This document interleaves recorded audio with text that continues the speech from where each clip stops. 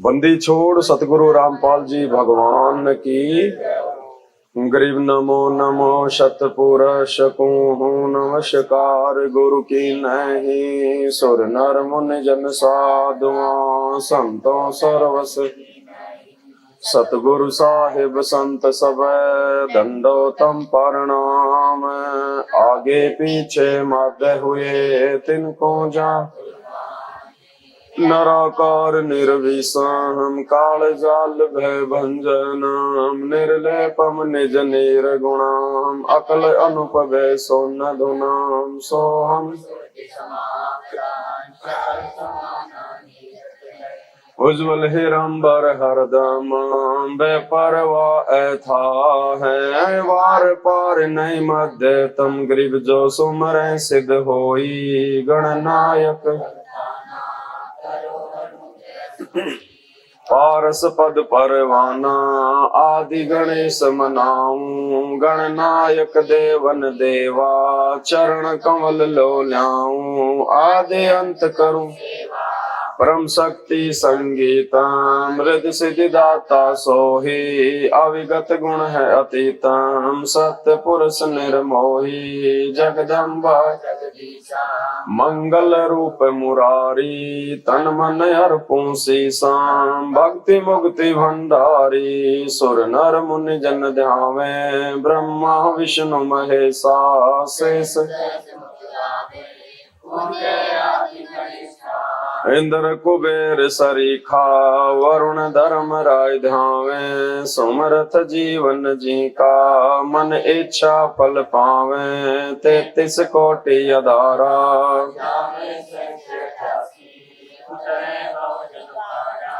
Cut है यम की फांसी।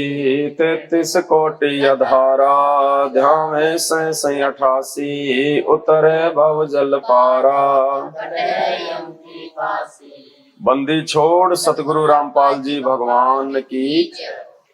आज परमपिता परमेश्वर सतगुरु रामपाल जी भगवान के आशीर्वाद से, उनकी विशेष रजा से, उनकी मेहर से उत्तर प्रदेश के कानपुर में सात संगति का आयोजन रखा गया है।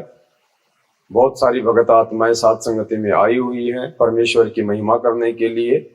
ये गुरुदेव भगवान की आप सभी आत्माओं के ऊपर इस कलयुग की पिछली पीढ़ी में विशेष मेहर है, विशेष रजा है। और इस रजा के लिए हम गुरुदेव भगवान का जितना धन्यवाद करें उतना ही कम है, थोड़ा है। तो सात संगति की हम शुरुआत करें परमपिता परमेश्वर की वंदना से। परमपिता परमेश्वर सारी सृष्टि के रचनहार, कुल मालिक, असंख्य ब्रह्मांडों के स्वामी, जगत गुरु, तीनों लोकों में प्रवेश करके सबका पालन पोषण करने वाले राजाधिराज, आत्माधार, नाथों के नाथ, देवों के देव महादेव, सर्वेश्वर महेश्वर, मृत्युंजय, अजरो अमर, आदि अनादि सनातनी प्रभु, जगत पिता जगदीश्वर, 1008 की उपाधि के वास्तविक अधिकारी, अकाल मूर्त सौ स्वरूपी राम, वासुदेव, सर्वगतम ब्रह्म, परम पूज्य, प्रथम पूज्य, परम पुरुष, परम धनी, परम संत, परम दयालु, सत्य कबीर, हक्का कबीर, अल्लाहु अकबर, संत श्रोमणी सतगुरु रामपाल जी भगवान के चरण कमल में हम सभी भाई बहनों का अनंत कोटि दंडवत प्रणाम। आज स्वयं इस धरती पे जिस परमेश्वर का वैदिक नाम है कबीर देव, जो 650 साल पहले कबीर दास जी के नाम से इस धरती पे आए थे, प्रकट हुए थे, आज पुनः उस परमपिता परमेश्वर ने अपने ही वचन अनुसार इस कलयुग की पिछली पीढ़ी में 8 सितंबर 1951 को स्वयं ही प्रकट होके आप और हम सभी आत्माओं को ये तत्व ज्ञान दिया है सतलोक ले जाने के लिए। और ये हमारा परम सौभाग्य है कि एक बार फिर से उस परमात्मा की महिमा एक रिवीजन के रूप में सात संगति के माध्यम से आप और हम सभी भाई बहन कर रहे हैं। क्योंकि परमेश्वर की जितनी महिमा की जाए परमेश्वर उतना ही उससे प्रसन्न होते हैं। थोड़ा सा भी यदि किसी व्यक्ति की हम कोई बड़ाई कर दे, कोई महिमा कर दे, वो व्यक्ति फूला नहीं समाता। जबकि ये तो परमात्मा है, परमेश्वर है। हालांकि परमात्मा कोई महिमा के भूखे नहीं होते हैं, लेकिन परमात्मा हम आत्माओं के भाव चेक करते हैं कि ये आत्माएं मुझे किस हद तक समझ पाई हैं, मुझे कितना पहचान पाई हैं। उसी आधार से परमात्मा फिर उन आत्माओं पे अपने आशीर्वाद की दया बख्शते हैं। तो सौभाग्य है आप और हम सभी आत्माओं का। बाकी पूरी दुनिया सोई पड़ी है, 8.5 अरब की जनसंख्या है। दुनिया तो छोड़िए, परमात्मा ने 8.5 अरब की जनसंख्या में से जिन लाखों लोगों को आके नाम दीक्षा दी है, अपना परिचय करवाने की पूरी कोशिश की है, वो भाई बहन भी नहीं समझ पा रहे हैं। वो भी काल के जाल में ही जो है फंसे हुए हैं। काल ने उनको बुरी तरह से जकड़ा हुआ है। ये चंद पुण्य आत्माएं जो आप और हम हैं, परमेश्वर की महिमा को जान पाई है, समझ पाई हैं, वो भी गुरुदेव भगवान के आशीर्वाद से, उनकी रजा से। वरना इस परमेश्वर को कोई पहचान नहीं सकता, कोई जान नहीं सकता। केवल परमात्मा स्वयं ही अपनी पहचान करवाते हैं। तो सतगुरु की महिमा, संत गरीबदास जी की वाणी, हम जो नित्य नियम करते हैं उसमें एक छोटा सा चैप्टर आता है, 19-20 उसमें वाणियां हैं। तो परमात्मा ने हमें समझाने का प्रयास किया है कि सतगुरु क्या होते हैं, सतगुरु की क्या महिमा है, सतगुरु हमारे लिए कितने महत्वपूर्ण हैं, और हमने किस प्रकार सतगुरुदेव भगवान की वंदना करनी चाहिए। जब हमें ये ज्ञान समझ में आ जाए कि 84 लाख योनियों से परमात्मा ने हमें बाहर निकाल दिया है अपना अनमोल नाम देके, अपना आशीर्वाद देके, उसके बाद हम सभी आत्माओं ने अपने गुरुदेव को भगवान मान के उनके ऊपर समर्पित हो जाना चाहिए। सतगुरु दाता है कल माही, प्राण उदाहरण उतरे साई। सतगुरु दाता दीन दयालम, यंकिंग करके तोरे जालम। सतगुरु दाता दया कराही, अगम दीप से सो चल आई। सतगुरु बिना पंथ नहीं पावे, सतगुरु मिले तो अलख। सतगुरु साहिब एक शरीरा, सतगुरु बिना न लागे तीरा। सतगुरु बाण विहंगम मारे, सतगुरु भव सागर से। सतगुरु दर्द बंद दरवेसा, जो मन कर हैं दूर अंदेसा। सतगुरु दर्द बंद दरबारी, उतरे साहिब सुन अधारी। सतगुरु साहिब अंगना दूजा, ये सरगुण व निर्गुण पूजा। गरीब निर्गुण सरगुण एक है, दूजा ब्रह्म विकार। निर्गुण साहिब आप हैं, सरगुण संत। सतगुरु बिना सुरत नहीं पाटे, खेल मंड्या है सिर के साटे। सतगुरु भक्ति मुक्ति के दानी, सतगुरु बिना न छूटे। मार्ग बिना चलन है तेरा, सतगुरु मेटे तिमर अंधेरा। अपने प्राण दान जो करही, सतगुरु शंख कला दर्शावे। सतगुरु हर्ष विमान बिठावे। सतगुरु भव सागर के कोली, सतगुरु पार। सतगुरु माधव पिदर हमारे, भव सागर के तारन हारे। सतगुरु सुंदर रूप अपारा, सतगुरु तीन। सतगुरु परम पदार्थ पूरा, सतगुरु बिना न बाजे तूरा। गरीब ब्रह्म बिनानी होते हैं, सतगुरु शरणालीन। सुबर सोई जानिए, सतगुरु जो चावे सो करही। 14 कोटि दूत यम डरही, ऊत भूत जम त्रास निवारे। चित्र गुप्त के। तो ये कुछ वाणियां परमपिता परमेश्वर जी ने सतगुरु महिमा के अंतर्गत आप और हमें आत्माओं के भावों को चेक करने के लिए, हमें जगाने के लिए लिखी हैं। अब हमने इनको समझना है। नित्य नियम जो परमात्मा ने हमें दिया है, ये आदरणीय गरीबदास जी महाराज जी की 24,000 वाणियों में से निकाल के छांट छांट के दिया है। तो ये कोई सामान्य वाणियां नहीं है, ये परमेश्वर की महिमा की विशेष वाणियां हैं। इन वाणियों को वैसे भी गाने से हम बहुत ज्यादा जो है हम पुण्य के भागी बनते हैं, और जब हम इनका मतलब समझेंगे और उसके बाद जब हम इन वाणियों को गाएंगे नित्य नियम के रूप में या वैसे भी, तो हमारे कुछ अलग ही भाव बनेंगे। सतगुरु दाता है कलमाही, और प्राण उदाहरण उतरे। सतगुरु दाता है कलमाही, यानी सतगुरु ही दाता है इस कलयुग में। इस कलयुग में और कोई दाता नहीं। दाता यानी भगवान परमात्मा। आज हमारे गुरुदेव भगवान के अतिरिक्त इस पूरे ब्रह्मांड में, इस पृथ्वी पे और दूजा कोई भी भगवान नहीं है। भगवान वैसे बहुत हैं, साहिब बहुत हैं, लेकिन उनकी शक्तियां अलग अलग हैं। लेकिन पूर्ण परमात्मा, पूर्ण साहिब, पूर्ण दाता केवल सतगुरु रामपाल जी के अलावा आज इस पूरी सृष्टि में और कोई भी नहीं है। और प्राण उदाहरण उतरे साईं, और ये साईं, ये परमात्मा, हमारे गुरुदेव भगवान हम आत्माओं के आत्म कल्याण के लिए अपने सतलोक से और 8 सितंबर 1951 को गांव धनाना, जिला सोनीपत, हरियाणा में इस पावन धरती पे उतरे हैं आप और हमारे लिए। अब ये वाणियां गरीबदास जी महाराज जी ने लिखी हैं, बोली हैं। तो गरीबदास जी महाराज जी कोई सामान्य व्यक्ति नहीं थे, कोई आम जो है वो इंसान नहीं थे। जैसी लीला आज हमारे गुरुदेव भगवान सतगुरु रामपाल जी भगवान कर रहे हैं, वो लीला 350 साल पहले आदरणीय गरीबदास जी महाराज जी ने की। और क्यों की? क्योंकि आज हम अपने गुरुदेव को समझ जाएं, हम उनको पहचान जाएं कि भगवान ऐसी भी लीला करता है। जरूरी नहीं है कि भगवान कमल के फूल पे ही आएगा, आके वो कंवारी गाय का दूध ही पिएगा, या 5 साल की उम्र से ही वो अपने चमत्कार करने लग जाएगा तो ही वो भगवान कहलाएगा। गरीबदास जी महाराज जी भी पूर्ण परमात्मा थे, भगवान थे। आज हमें गुरुदेव भगवान ने उनकी लीलाओं से बताया है, साबित किया है। और शरीर छोड़ने के बाद में गरीबदास जी महाराज जी की जब चिता जलाई गई तो वहां पे कोई भी अस्थियां नहीं मिली थी, और उसी शरीर में वो परमात्मा फिर 35 साल तक सहारनपुर में भी रहे, वही परमात्मा। तो वही सेम टू सेम लीला आज सतगुरु रामपाल जी भगवान कर रहे हैं। आज ये परमात्मा कमल के फूल पे नहीं आएगा, कंवारी गाय से दूध नहीं पिएगा, क्योंकि समय अनुसार परमात्मा लीला करते हैं। 650 साल पहले परमात्मा ने केवल वेदों में लिखी हुई अपनी महिमा को सत्य साबित करने के लिए वो लीलाएं की थी। और हर युग में परमात्मा एक वैसी लीला जो है वो करता ही करता है। बाकी तो परमात्मा असंख्यों बार आते हैं, दिन में बहुत बार आते हैं, लेकिन हर बार परमात्मा कमल के फूल पे ही नहीं आते हैं। जब द्रौपदी के पास में परमात्मा अंधे महात्मा के रूप में आए थे तो वो कोई कमल के फूल पे जो है वो नहीं आए थे। नानक जी को जब परमात्मा बेई नदी पे मिले थे तो वो कोई कमल के फूल पे नहीं आए थे।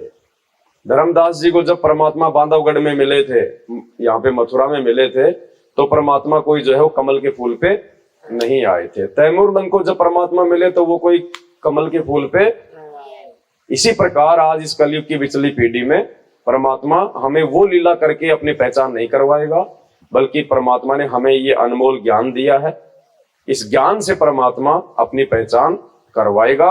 और जो आत्मा परमात्मा के सत्संगों में छुपे हुए संकेतों को जानकर पहचान कर उनकी पहचान कर लेगी, वही आत्मा इस कलयुग की पिछली पीढ़ी में मोक्ष प्राप्त करने की अधिकारी होगी। देखो, हमने दुनिया को देख के नहीं चलना है। परमात्मा ने हमें समझा दिया है। काल भगवान ने हमको बुरी तरह से यहाँ पे धर्मों में, जातियों में, संप्रदायों में, पंथों में, आजकल तो दुनिया भर की सेना बन गई। पहले तो एक ही सेना थी, भारतीय सेना। अब भीम सेना, राजपूत सेना, यादव सेना, जाट सेना, करणी सेना, दुनिया भर की सेनाएं बन गई। बारूद के ढेर तैयार हो गए, कब माचिस लग जाए पता है नहीं। तो काल ने हमारे को बुरी तरह से बांट दिया आपस में, ताकि हम उस भगवान को ना पहचान लें। हमारे कान में उस महान संत के वो सत्संग ना पड़ जाए जिससे हमारी आत्मा का उद्धार हो जाए।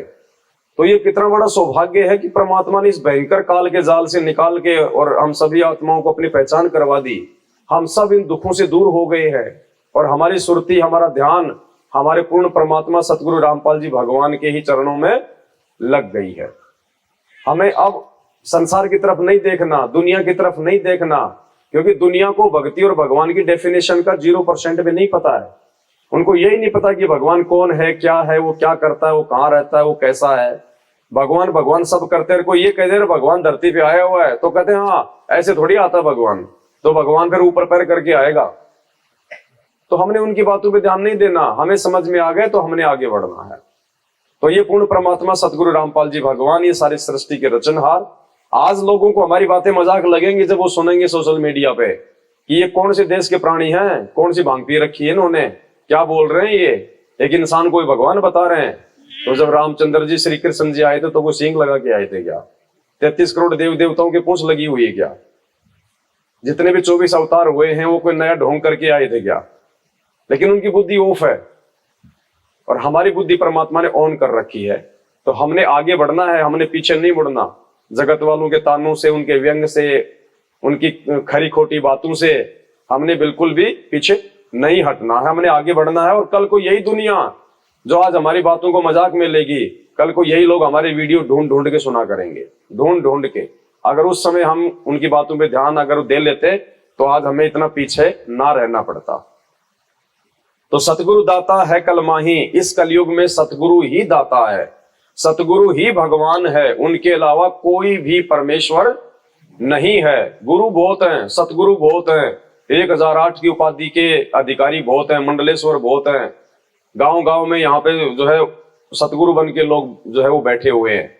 और जब से सोशल मीडिया आई है, फेसबुक यूट्यूब आई है, लोग अपने घर पे 5,000 की चेयर, 3,000 की टेबल डाल के, एक 20,000 का कैमरा लेके सारा दिन दुनिया को उपदेश ही देते रहते हैं, जानते कुछ भी नहीं है, बिना पैंदे के लौटे, ना उनका कोई बातों का सिर पैर ना कुछ और।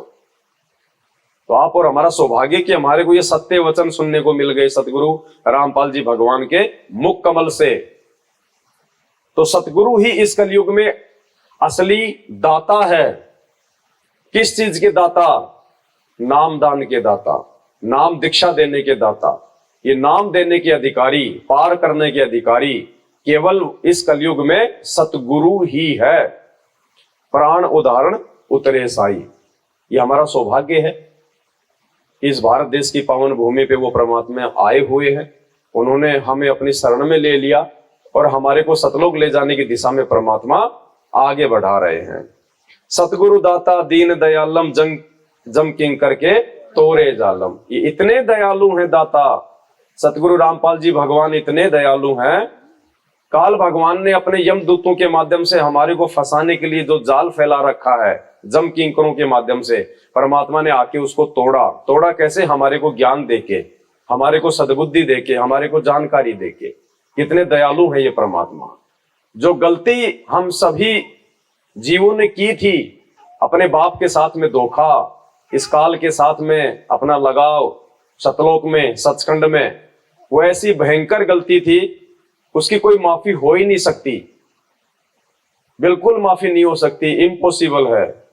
लेकिन उसके बाद भी देखो, ये दयालु परमात्मा की दयालुता का यही तो एक प्रमाण है।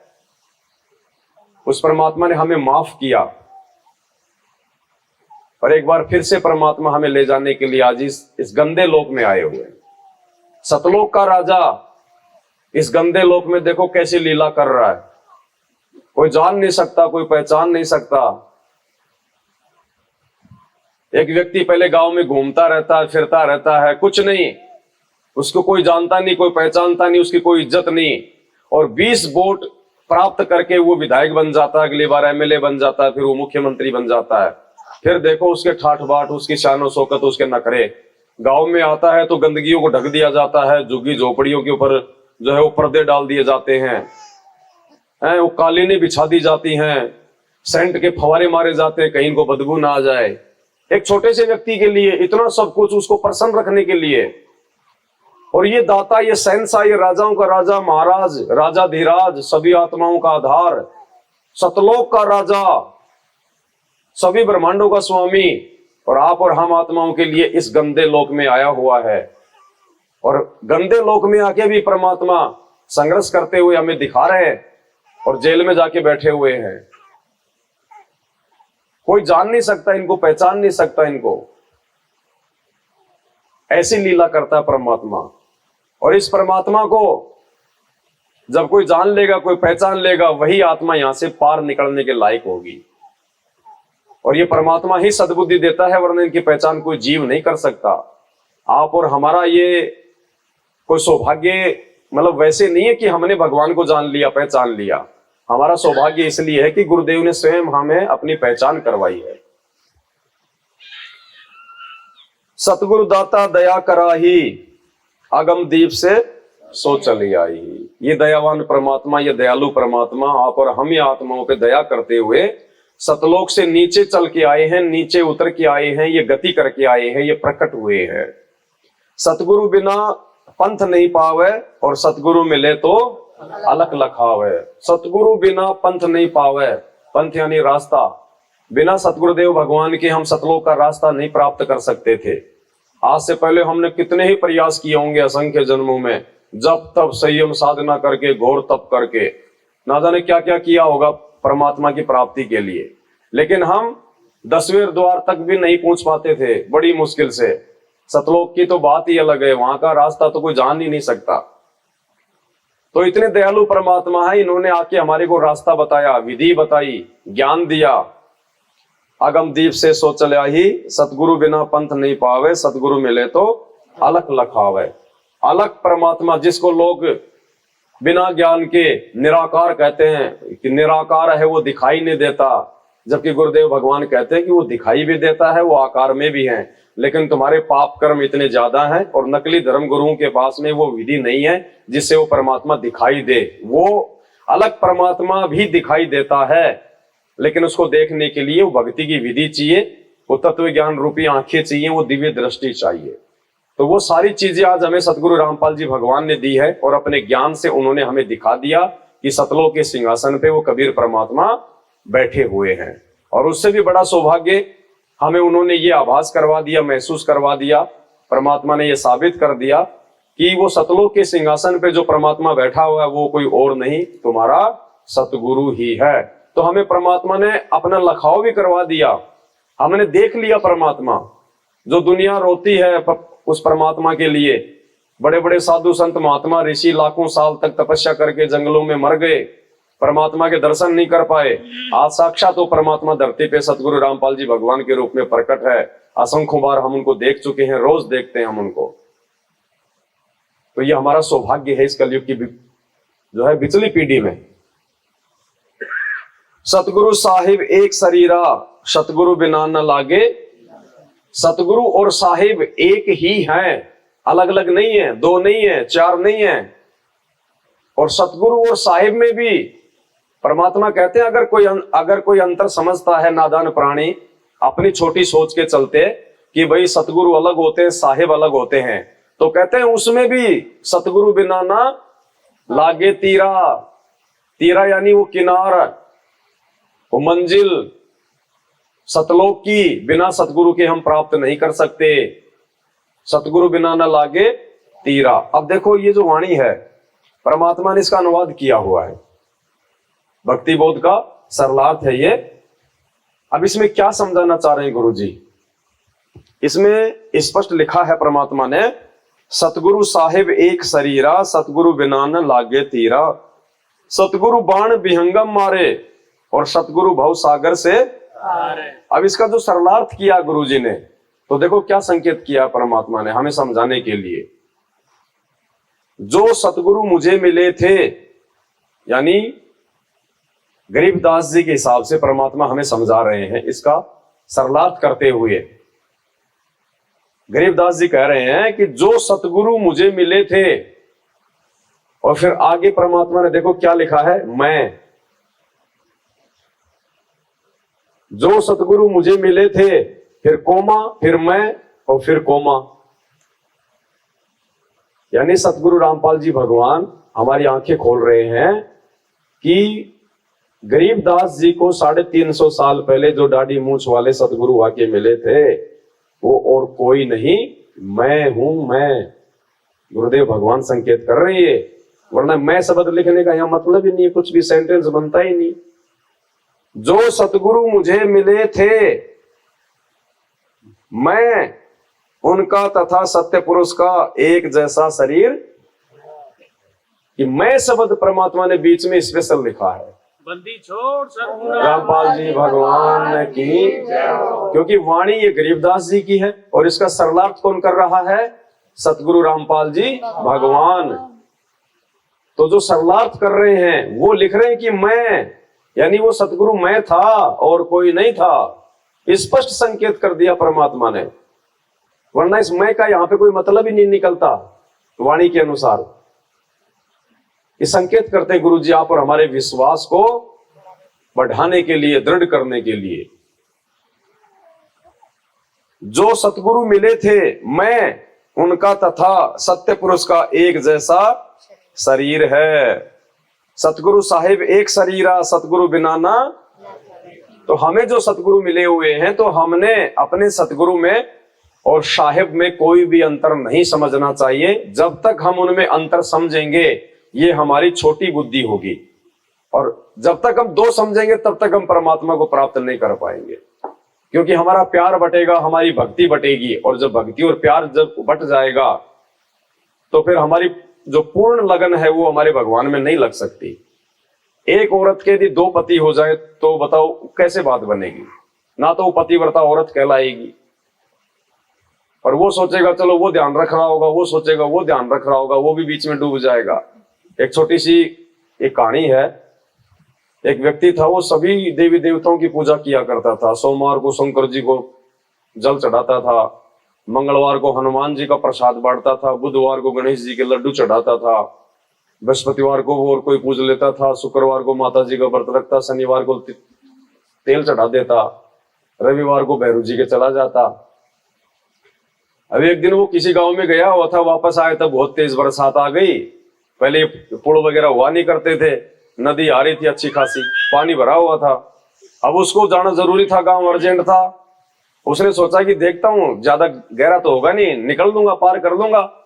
वो अपनी चप्पल लेके हाथ में और नदी में जाने लगा तो वो उसका पैर फिसल गया और वो गहरे पानी में चला गया। तैरना आता नहीं था, हाथ पैर मारने लगा यूं। अब उसने याद किया, हे शंकर भगवान, हे शंकर भगवान, हे भोलेनाथ, हे जटाधारी, बचाओ बचाओ। अब शंकर जी ने देखा रे कौन भगत मुसीबत में है। अब शंकर जी ने नीचे देखा, ओहो भगत बड़ा मुसीबत में, भाई पानी में डूब रहा है, पुकार रहा। तो शंकर जी देखो, भगवान को भी थोड़ा बहुत तो टाइम लगे आने में, क्योंकि ये पूर्ण नहीं है ना, समर्थ है, उसको तो एक सेकंड लगती है। गोता मारूं स्वर्ग में जा बैठूं पाताल, गरीब दास ढूंढता फिर वो अपने हीरे मोती। अब ये समर्थ नहीं है तो इनको थोड़ा समय लग जाता है तैयार होने में। तो जैसे ही अपनी तैयारी करने लगे, डमरू उमरू त्रिशूल उर्सूल हाथ में जमाने लगे, क्योंकि पूरे साजबाज के साथ में जाना पड़ता है ना। आजकल माता बहनें बाहर निकलती है तो कितने श्रृंगार करके निकलती है, तो भगवान है भाई, इनके श्रृंगार तो वही है। तो जैसे ही अपना वो सामान तैयार करने लगे, इतने में भगत ने अपनी जो है वो ट्यून चेंज कर दी। फिर मंगलवार वाले पे आ गया, हे हनुमान जी महाराज, हे गटाधारी, हे जट, हे हनुमान जी महाराज, हे बाबा, हे बाबा। शंकर जी ने देखा, अरे फिर तो यार चलो अब तो हनुमान जी देख लेगा, मुझे क्या लेना देना। हनुमान जी देख लेगा। अब हनुमान जी ने देखा भाई कौन भगत मुसीबत में आ गया। अब देखा तो भाई भगत पानी में डूब रहा। तो हनुमान जी को भी थोड़ा सोटा वाटा उठाने में अब टाइम तो लगे है। अब जैसे वो भाई अपनी तैयारी पकड़ने लगे, इतने में उसने गणेश जी को पुकार दिया। कहने का मतलब यह अंत में वो डूब गया। अगर वो किसी एक पे रहता तो वो उसको आना पड़ता। तो हमारी आस्था, हमारी निष्ठा, हमारा लगन, हमारा समर्पण, हमारा भाव हमारे एक इष्ट में होना चाहिए। हमारा गुरु भी वही, हमारा इष्ट भी वही, तभी बात बनेगी हमारी। अपने ही गुरुदेव को इष्ट रूप में पूज के हमने भक्ति करनी है, क्योंकि गुरु ही इष्ट होता है इस भक्ति में, नकली भक्ति में नहीं होता, इस काल तक की भक्ति में नहीं होता। काल तक की भक्ति में जो है गुरु अलग होता है और उनका इष्ट अलग होता है, लेकिन पूर्ण परमेश्वर की भक्ति में गुरु भी वही होता है और इष्ट भी, क्योंकि ये समर्थ परमात्मा है। इस परमात्मा को अपने किसी नौकर को भेजने की जरूरत नहीं पड़ती, यहाँ पे अंश अवतार भेजने की आवश्यकता नहीं पड़ती है, क्योंकि असंख्य रूप बना सकता है परमात्मा, अनंत कोटि कलाओं का स्वामी है ये। तो सतगुरु साहिब एक शरीरा, सतगुरु बिना न लागे, और सतगुरु बाण विहंगम मारे। कौन से बाण मारता है परमात्मा? ये तत्व ज्ञान के बाण। क्योंकि हमारे तो जो अस्त्र शस्त्र है ये तत्व ज्ञान है भाई। वो लड़ाई तो हमने लड़नी छोड़ दी, जो लकड़ियों से लड़ी जाती है, जो पत्थरों से लड़ी जाती है, जो हथियारों से जो लड़ी जाती है। मालिक कहते हैं ना असुर निकंदन रमणी में, वज्रबाण की बोम बाड़ी और सतगुरु संत जीत हैं। तो हमारे जो वज्रबाण हैं वो है परमात्मा का ज्ञान। हमारा जो हथियार है ये परमात्मा का ज्ञान, ये तत्व ज्ञान। इसको आधार बना के हमने आगे बढ़ना है। तो सतगुरु बाण विहंगम मारे, यानी वो तत्व ज्ञान रूपी ज्ञान बाण परमात्मा अपने भगत को मारता है। और सतगुरु भव सागर से इस प्रकार ये परमात्मा अपना अनमोल ज्ञान देके, अपनी जानकारी देके भगत को सभी गुणों से, सभी नियमों में रख के फिर परमात्मा इस भव सागर से पार करके ले जाता है। सतगुरु बिना न पावे पैंडा, हूठ हाथ गढ़ लीजे। सतगुरु बिना न पावे पैंडा, पैंडा मानी रास्ता। बिना सतगुरु की हम सतलोक का रास्ता प्राप्त नहीं कर सकते, चाहे कोई कितनी ही कोशिश। और वो भी जब तक उनके नियम में रहेंगे, मर्यादा में रहेंगे। मर्यादा तोड़ के भी भले तुम उनके पीछे चाहे तुम लगे रहो पूरी जिंदगी, तो भी हम सतलोक का रास्ता प्राप्त नहीं कर पाएंगे। हूठ हाथ गढ़ लीजे, यानी परमात्मा ने प्रत्येक मानव शरीर की जो लंबाई है वो परमात्मा ने 3.5 हाथ बताई है। होंठ यानी 3.5 हाथ। तो कहते हैं ये जो 3.5 हाथ का जो शरीर है, इससे परमात्मा की जो है भक्ति करके हम यहां से पार हो सकते हैं, दूसरा कोई भी तरीका नहीं है। यानी इस मानव शरीर की यदि कोई उपयोगिता है तो केवल यही है कि हम सतगुरुदेव भगवान से नाम दीक्षा लेके उनको भगवान मान के आजीवन उनकी मर्यादा में रह के हम यहां से पार हो जाएं। सतगुरु भक्ति मुक्ति के दानी, सतगुरु बिना न छूटे, यानी बिना सतगुरु के कुछ नहीं हो सकता। भक्ति भी सतगुरु देगा और फिर उस भक्ति को मर्यादा में रख के हम करेंगे तो मुक्ति भी हमारी उसी से होगी। यानी भक्ति और मुक्ति दोनों के दाता कौन है? सतगुरु। और सतगुरु बिना न छूटे खानी, 4 खानी। हम जो 4 खानियों में जो भटकते आए हैं आज से पहले और आगे भी अगर मर्यादा में नहीं रहेंगे तो 4 खानियों में ही भटकते, तो 4 खानियों से भी परमात्मा ही हमें बाहर निकालेगा। मालिक कहते हैं 4 खानी में भरम था और कभू न लगता पार, 100 फेरा सब मिट गया मेरे सतगुरु के। तो ये इतने महान, इतने दीन दयाल हैं, इनकी जितनी महिमा की जाए उतनी थोड़ी है, शब्द नहीं है। लेकिन जितनी हम कर पाए उतनी हम करें ताकि परमात्मा हमसे प्रसन्न हो, हमसे राजी हो कि देखो ये आत्माएं मुझे जान रही है, मुझे पहचान रही हैं कि मुझे और परमात्मा को दो नहीं समझ रही, एक ही समझ रही है। मार्ग बिना चलन है तेरा, सतगुरु मेटे तिमर अंधेरा।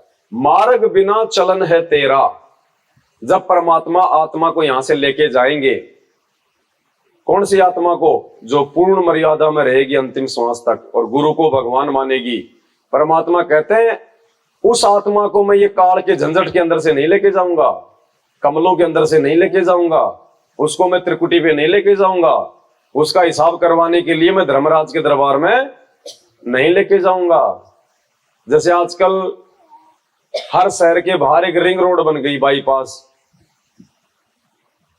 अगर हम शहर के अंदर से जाएंगे तो हमें बहुत टाइम लग जाएगा, जगह जगह रेड लाइट, ट्रैफिक, भीड़ भाड़, सावधानी से जो है वो चलना पड़ेगा, कोई मर गया तो मुकदमा हो जाएगा। और एक होता है रिंग रोड, बाईपास, शहर के बाहर बाहर तुरंत निकल जाओ, कोई भीड़ भाड़ नहीं। तो जो आत्मा गुरु को भगवान मानेगी, आजीवन मर्यादा में रहेगी, कहते हैं परमात्मा उस आत्मा को बाईपास लेके जाएगा। इस यमराज धर्मराज काल को भी नहीं पता चलेगा किधर से ले गया परमात्मा उस आत्मा को। मार्ग बिना चलन है विहंगम मार्ग से लेके जाएगा परमात्मा। एक तो परमात्मा ने पपील मार्ग बताया, एक परमात्मा ने मकर तार वाला जो है वो मार्ग बताया। पपील मार्ग यानी चींटी का मार्ग। चींटी जाती है तो कितनी धीरे धीरे धीरे धीरे चलती है, एक तो वो होता है मार्ग। दूसरा होता है मकर तार वाला, जैसे मकड़ी है, वो एक तार के सारे ऊपर चले जाएगी, फिर नीचे, फिर ऊपर, फिर जो है वो नीचे। और एक होता है मतलब विहंगम मार्ग, यानी पक्षी का मार्ग। पक्षी एक पेड़ से उड़ के दूसरे पेड़ पे चला जाएगा, जाते हुए का रास्ता भी नहीं बनता है और उसकी गति भी तेज होती है। तो इसके सरलार्थ में परमात्मा ने क्या लिखा है? मार्ग बिना चलन है तेरा, सतगुरु मेटे तिमर। सरलार्थ, जैसे पक्षी एक स्थान से दूसरे स्थान पर उड़कर जाता है, ऐसे सतगुरु का भगत विहंगम मार्ग से जाता है, उसका कोई निर्धारित मार्ग नहीं होता। जबकि गुरुजी ने क्या बताया कि तुम्हारे को सबसे पहले मूल कमल में जाना पड़ेगा, फिर दूसरे कमल में, फिर तीसरे कमल में, फिर त्रिकुटी पे, फिर धर्मराज के दरबार में, फिर जो है भंवर गुफा में, फिर 11वां द्वार, फिर 12वां द्वार। ये परमात्मा ने एक मार्ग बता दिया। लेकिन वो आत्मा जो आजीवन अपने गुरु को भगवान मानते हुए उनकी प्रत्येक मर्यादा में रहेगी, जो दृढ़ रहेगी, तन मन धन से अपने गुरुदेव भगवान पे आश्रित रहेगी, गुरुदेव कह रहे उस आत्मा का कोई भी निर्धारित मार्ग। तो पुण्यात्मा, हमने तो उस अनिर्धारित मार्ग से जाना है अपने गुरुदेव भगवान के साथ में। काल को तो पता भी नहीं चलेगा कि निर्धारित मार्ग से परमात्मा उन्हीं आत्माओं को ले जाएगा जो आत्माएं मर्यादा में नहीं रहेंगी, क्योंकि परमात्मा ने उनको फैल करना है। त्रिकुटी पे परमात्मा ने उनको फैल करना है क्योंकि वो आत्मा यहाँ पे मर्यादा में नहीं है, तो परमात्मा ने उनको एक बहाने से उनको फैल करना है, उनको यही रखना है। और जो आत्मा पूर्णतया समर्पित है अपने गुरुदेव भगवान पे, जो जाकी शरणा बसे ताको ताकी लाज, जल से ही मछली चढ़ जाती और बह जाते गजराज। तो हमने पुण्यात्माओं झंझट में नहीं पड़ना, हमने तो सीधा विमान में बैठ के सतलोक। सतगुरु रामपाल जी भगवान की। अपने प्राण दान जो करही, तन मन धन सब अर्पण धरही, सतगुरु शंख कला दर्शावे सतगुरु अरस। यानी जो परमात्मा तन मन और धन से और अपने प्राण यानी अपने श्वास से उस परमात्मा को समर्पित कर देगी। कहते हैं परमात्मा उस आत्मा को शंखु कला दर्शाते हैं, उसको चमत्कार दिखाते हैं परमात्मा। यानी परमात्मा उस आत्मा को एक विश्वास दिलाते हैं कि बेटा मैं तेरे साथ में हूं, तेरे से दूर नहीं हूं। विश्वास के साथ तू इसी तरीके से आगे बढ़ता रहे। और सतगुरु अरस विमान बिठावे, और परमात्मा फिर अंतिम समय में विमान में बैठा के जो है हमारे को सतलोक में लेके जाएंगे। सतगुरु भव सागर के कोली, सतगुरु पार निभावे डोली। सतगुरु भव सागर के कोली, भव सागर यानी ये काल भगवान का लोक, और कोली यानी खेवट, जैसे नाव चलाने वाला नाविक होता ना। तो परमात्मा इस 21 ब्रह्मांड रूपी भव सागर के चालक है, नाविक है, खेवट है, कोली है, रथवान है परमात्मा, रथवान। सतगुरु भव सागर के कोली और सतगुरु पार निभावे डोली। परमात्मा ने बताया कि जैसे पुराने समय में जब लड़की की शादी करके लेके आते थे, तो जो दूल्हा होता था वो उसको डोली में बैठा के लेके आता था, और उसको जंगलों से आना पड़ता था, उसको पहाड़ों के रास्तों से आना पड़ता था। तो वो जो दुल्हन है वो अपने दूल्हे के जो है वो आश्रित होके आती थी, डोली में बैठ के आती थी। वो उसका जो रक्षक होता था वो उसका पति होता था। इसी प्रकार वो परमात्मा हमारे को जो है इस भव सागर के दुर्गम जो है मतलब की मार्गों से हमारे को जो है डोली में बैठा के, यानी हमारे को विमान में बैठा के सतलोक में लेके जाएगा। सतगुरु भव सागर के कोली, सतगुरु पार निभावे डोली। यानी हमारी नैया को परमात्मा पार लगाएगा, जैसे उस दुल्हन की डोली को दूल्हा पार लगाता है। सतगुरु मादर पिदर हमारे, सतगुरु ही हमारी माँ है, सतगुरु ही हमारा पिता। तमेव बंधु च सखा तमेव। सतगुरु ही हमारी माँ है और सतगुरु ही हमारा पिता है, सब कुछ यही है हमारे। और भव सागर के तारन हारे, इस काल के जाल से भी यही परमात्मा हमारे को पार लगाएंगे। सतगुरु सुंदर रूप अपारा, सतगुरु तीन लोक से। अब जब इतना सब कुछ परमात्मा की महिमा हमारी समझ में आ जाएगी, तो सतगुरु से सुंदर हमें कोई और लगेगा क्या? ना हमें अपनी जो पत्नी है वो चाहे कितनी सुंदर क्यों ना हो, ये पोस्टमार्टम वगैरह देखते होंगे आप, या फिर रोड पे जैसे कोई कुत्ता मरा होता है उसमें से क्या निकलता है, इस चमड़ी के नीचे सब कुछ वही है। तो हमें क्या सुंदर लगेगा? कुछ सुंदर भी नहीं लगेगा। ना हमारे साथ में रहेगी वो हमेशा, ना हम उसके साथ में रहेंगे हमेशा। और वो सुंदर चेहरा ना जाने कब बिगड़ जाए, ये भी कोई भरोसा नहीं। कल को उसको पी लिया होगा, 6 महीने में सूख जाएगी, हड्डियां देखने को जो है वो जी नहीं करेगा। लकवा मार जाए, मुंह बाका हो जाए, मक्खी आ रही है जा रही है, लार पड़ रही है। वो सुंदर औरत जिसके चर्चे किया करता था, अब लोगों को अपने वो घर पे लाने भी जो है वो कतराएगा कि लोग जो है वो क्या कहेंगे कि भाभी जी का क्या हो गया, पहले तो बड़ी सुंदर थी अब क्या हो गया। तो यहाँ कुछ भी सुंदर नहीं है, असार है, सार नहीं है यहाँ पे। सतगुरु सुंदर रूप अपारा, सतगुरु से बढ़ के कोई भी हमारे को सुंदर नजर नहीं आना चाहिए, क्योंकि हमारे परमेश्वर हैं, हमारे भगवान हैं, हमारे पिता हैं। तेज पुंज का इनका जो है वो शरीर है, नूरी इनके सारे अंग हैं। ये शाश्वत परमात्मा है, अविनाशी परमात्मा है, कभी ये छिन्न भिन्न नहीं होता, कभी ये मरता नहीं है। गोरखनाथ जी ने जब परमात्मा से पूछा था कि भाई तेरी उम्र क्या है, इतनी बड़ी बड़ी बातें करता है, तो परमात्मा ने कहा था कि ना मैं बालक, ना मैं बूढ़ा, ना मैं भाट भिखारी, और कहे कबीर सुनो रे गोरख ये है उम्र हमारी। भाई ना मैं बूढ़ा होता, ना मैं बालक हूं, सदा मैं युवा रहता हूं, इसीलिए मेरे को युवा कबीर कहा जाता है, युवा कबीर। सतगुरु सुंदर रूप अपारा, सतगुरु तीन लोक से। यानी तीनों लोकों में 21 ब्रह्मांड में हमारे को दूसरा कोई सुंदर, कोई अच्छा, कोई प्यारा नजर ही नहीं। एक समय ऐसा आएगा, भक्ति के प्रभाव से आएगा, ऐसे नहीं आएगा।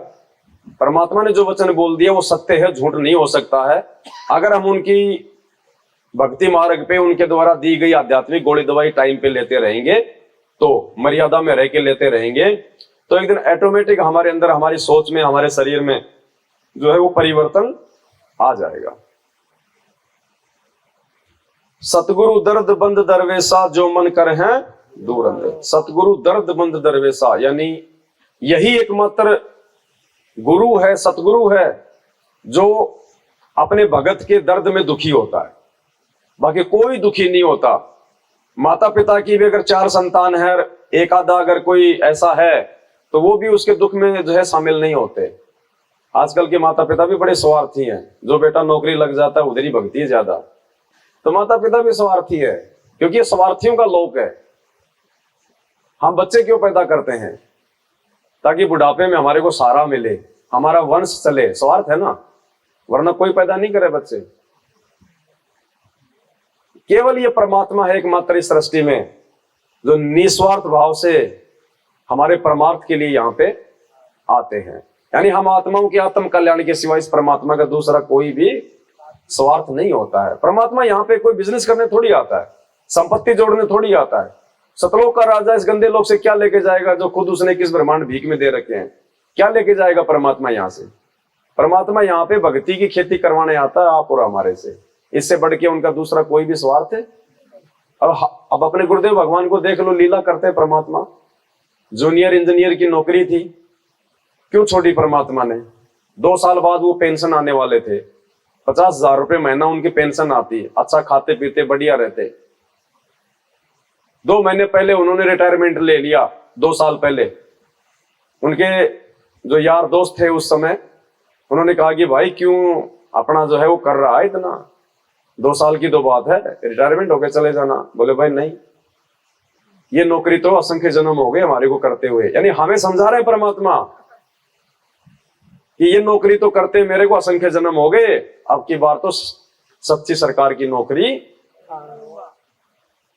यानी परमात्मा समझाते हैं कि नालायकों, इस भक्ति मार्ग में आने के बाद, ये ज्ञान समझने के बाद में मेरे पास ये डिमांड मत लेके आना कि गुरुजी छोरा नौकरी नहीं लग रहा, गुरुजी दया करो छोरा इंटरव्यू में पास हो जाए। तो गुरुजी ने दिखाया कि मैंने तो खुद नौकरी छोड़ी है, तो मेरे से क्यों नौकरी मांगने आना भाई? अरे नौकरियों में कोई भक्ति होती है क्या? कितने भाई हैं नौकरियों में, खुद देख लो कितना भक्ति कर पाते होंगे वो, और कितना वो मर्यादा में रह पाते होंगे, खुद देख लो। और एक भगत फ्री है, कोई वो नहीं काम, और जब चाहे उठा के थैला साथ संगति में भाग लेता है, सत्संग में भाग लेता है, ना उसको 2 दिन की परवाह, ना उसको 4 दिन की परवाह। और नौकरी वाला पहली बात तो रो रो के, तो हाथ जोड़ जोड़ के तो 2 दिन की छुट्टी लेगा, और उसमें भी ना जाने बीच में कब फोन आ जाए इमरजेंसी में। तो ये दया है परमात्मा की, इसलिए मालिक ने दिखाया। ये ऐसी बात नहीं है जिसको नौकरी मिली हुई अपनी करो, लेकिन अब तो मालिक ने ज्ञान दे दिया, अब तो हमारे को अड़ जाना है अगर नौकरी में भी अगर ऐसी कोई बाधा कोई उत्पन्न करता है। क्योंकि परमात्मा ने हमें वो मर्यादा दी है कि अगर हम थोड़ा सा भी संघर्ष करेंगे तो हमारी बात जो है वो जरूर बनेगी। अब नौकरी क्या है भाई, कोई छोटा अधिकारी है, मान लीजिए कोई पुलिस वाला है या कोई चपड़ासी है, तो ऊपर के जो अधिकारी हो ज्यादा से ज्यादा उसको क्या बोलेंगे? भैया बीड़ी लाना, सिगरेट लेके आना, एक दारू की बोतल लेके आना, यही तो बोलेंगे। और तो काम उसको कोई वो करवा नहीं सकते उल्टा कोई ऐसा, भाई हमारे संविधान के अनुसार। और वहां पे अगर वो अड़ जाए तो उनको पता है इस बात का कि ये बाध्य नहीं है बीड़ी लाने के लिए, सिगरेट लाने के लिए, ये बाध्य नहीं है, लिखा नहीं हुआ ये कि तू इसका सीनियर है तो तेरे लिए ये जो अमल की मतलब चिलम भर के लेके आएगा। थोड़ी सी अगर हम हिम्मत करेंगे कि नौकरी जाए तो जाए, ये नौकरियां तो मैंने असंख्य जन्म कर ली, मैं परमात्मा की मर्यादा में रहूंगा, उसके लिए चाहे मेरे को, चाहे घर छूटे, चाहे परिवार छूटे, चाहे मेरा समाज छूटे। कहते ना नाम सहित बेवतन भला जो दर दर मांगे भीखा, और क्या हुआ छत्र की छाया चालाई और राजपाट धेली का। इस नाम से बढ़ के कोई चीज नहीं है। फिर परमात्मा दया कर देते हैं, हिम्मत देखते हैं परमात्मा थोड़ा सा कि भगत में कोई आया कि नहीं आया सांस। सतगुरु दर्द बंद दरवेशा, जो मन कर है दूर अंदेशा। यानी परमात्मा ये अनमोल तत्व ज्ञान देके हमारे मन के सारे अंदेशे शंकाओं का समाधान। सतगुरु दर्द बंद दरबारी, उतरे साहिब सुनने आधारी। परमात्मा अपने आप को छुपाते हुए कह रहे हैं सतगुरु दर्द बंद दरबारी और उतरे साहिब सुनने आधारी। सतगुरु कबीर साहिब जी संत गरीबदास जी के सतगुरु थे। वे सुन्न में सत्यलोक में रहते थे, वहां से नीचे उतर कर आए। वे हमारे दर्द को समझते हैं। वे सच्चे दरबारी अर्थात पृथ्वी लोक पर वे अपना वेश तथा घर बदल कर आते हैं। अपने आप को परमेश्वर का दास बताते हैं, संत बताते हैं। संत तो सच्चा है, वह परमेश्वर के दरबार अर्थात संसद भवन का प्रतिनिधि होता है। यहां परमात्मा अपने आप को छुपाते हैं। स्पष्ट रूप से परमात्मा नहीं कहते कि मैं ही भगवान हूं, क्योंकि आत्मा स्वीकार नहीं कर पाती है। जब 650 साल पहले परमात्मा आए तो धर्मदास के सामने कैसे अपने आप को छुपाया, और 650 साल पहले तो परमात्मा ने किसी को बताया ही नहीं कि उस परमात्मा का नाम क्या है। बता दीजिए अगर बताया हो तो। अगर किसी ने पूछा भी होगा कि जी उस भगवान का नाम क्या है, तो परमात्मा ने यह थोड़ी कहा था कि उसका नाम जो है वो कबीर है, क्योंकि कबीर नाम से तो खुद वो गुरु आए हुए थे। हमेशा यही कहा करते थे कि भाई वो सत्य पुरुष है जिसने मुझे भेजा है। 650 साल पहले स्पष्ट रूप से उन्होंने भगवान का नाम भी नहीं बताया। यही कहा कि भाई मैं भगवान का दास हूं, मैं भगवान के द्वारा भेजा हुआ हूं, उन्होंने मुझे भेजा है यहाँ पे। वो सत्य पुरुष है, सतलोक में रहता है। तो हमेशा परमात्मा एक दास की भूमिका करते हैं। कबीर दास, गरीब दास और संत रामपाल दास। लेकिन असल में वो कोई दास नहीं होते हैं, वो कोई प्रतिनिधि नहीं होते हैं, वो दरबारी नहीं होते हैं, वो स्वयं ही परमात्मा होते हैं। ये तो भूमिका करते हैं परमेश्वर एक दास बनने की। वे सच्चे दरबारी अर्थात पृथ्वी लोक पर वे अपना वेश तथा घर बदल कर आते हैं। अपने आप को परमेश्वर का दास बताते हैं, संत बताते हैं।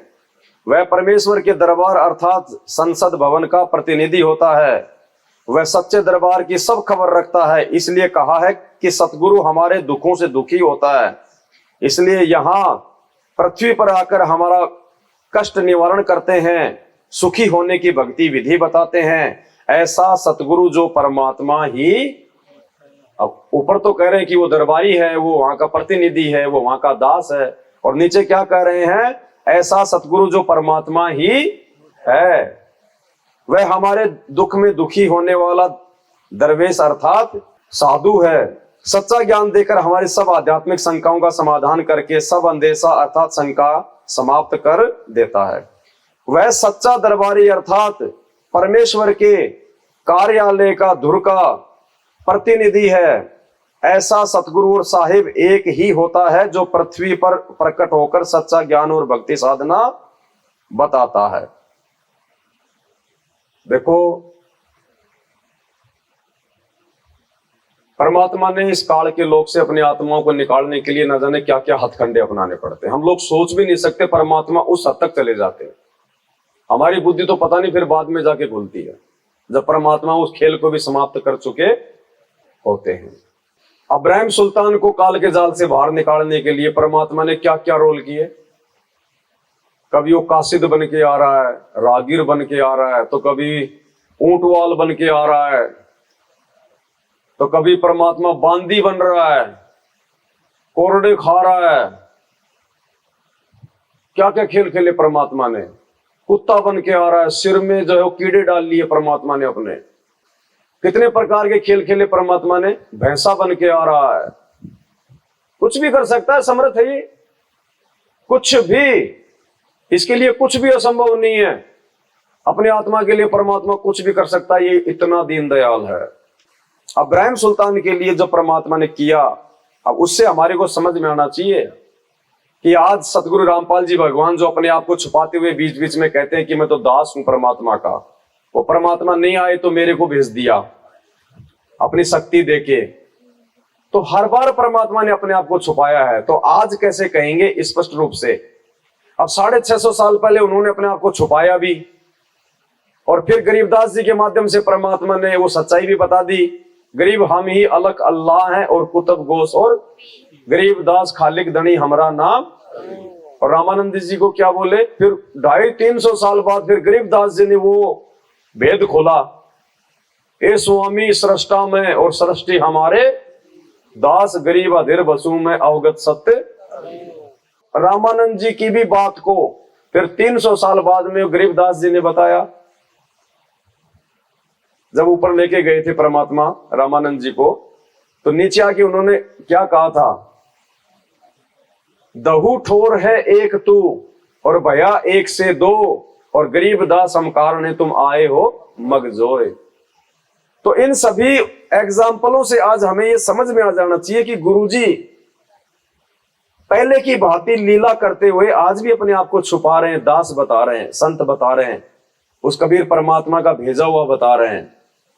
ये सात संगतियां अब इसीलिए रखवाई है परमात्मा ने कि हमारे को 300 साल आगे का वेट ना करना पड़े, अगले जन्म का वेट ना करना पड़े। इसी समय हम समझ लें उन सभी एग्जाम्पलों को ध्यान में रख के, और अब की बारी हम यहां से निकल लें। तो जो खेल परमात्मा ने खेले अपने आप को छुपाते हुए, उसका परमात्मा ने एक जो है वो शब्द बनाया है। जब सुन्या ज्ञान गलताना, भाई शब्द शब्द बखाना। जब सुन्या ज्ञान गलताना, भाई शब्द। अमर लोक से सतगुरु आए, अमर लोक से रूप धर्या कारवाना, भाई शब्द शब्द समाना। जब सुन्या ज्ञान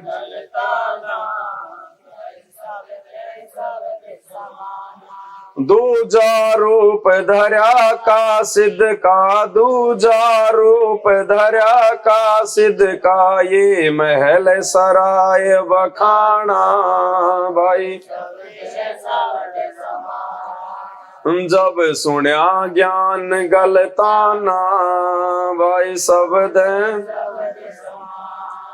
तीजा रूप खवास का धार्या, तीजा रूप खवास का धार्या। वहाँ फूलों सेज बिछाना, भाई शब्द शब्द बखाना। जब सुन्या ज्ञान गलताना, भाई। तीन कोरड़े तन पर खाए, तीन कोरड़े तन पर खाए। वो मारे चोट हवाना, भाई। जब सुन्या ज्ञान गलताना, भाई शब्द। कहे खवास सुनो इब्राहिम, कहे खवास ये कैसा खिलपत खाना, भाई शब्द शब्द समाना। जब सुन्या ज्ञान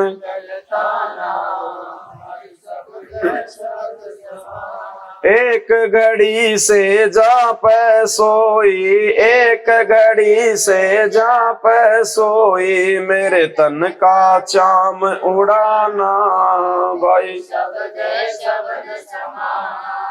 जब सुन्या ज्ञान गलताना, भाई शब्द।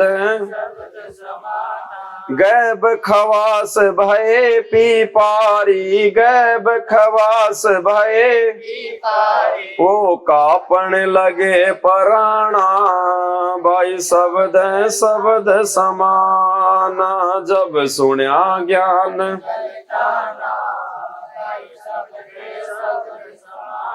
अठारह लाख तुरा जिन छोड़ी, 18 लाख तुरा जिन छोड़े। अरबों खरब खजाना, भाई।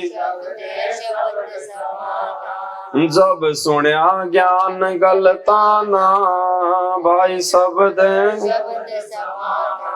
दास गरीब कबीर पुरुष को, दास गरीब कबीर पुरुष को। वो अमर किए सुल्ताना, भाई शब्द शब्द समाना। जब सुन्या ज्ञान गलताना, भाई शब्द।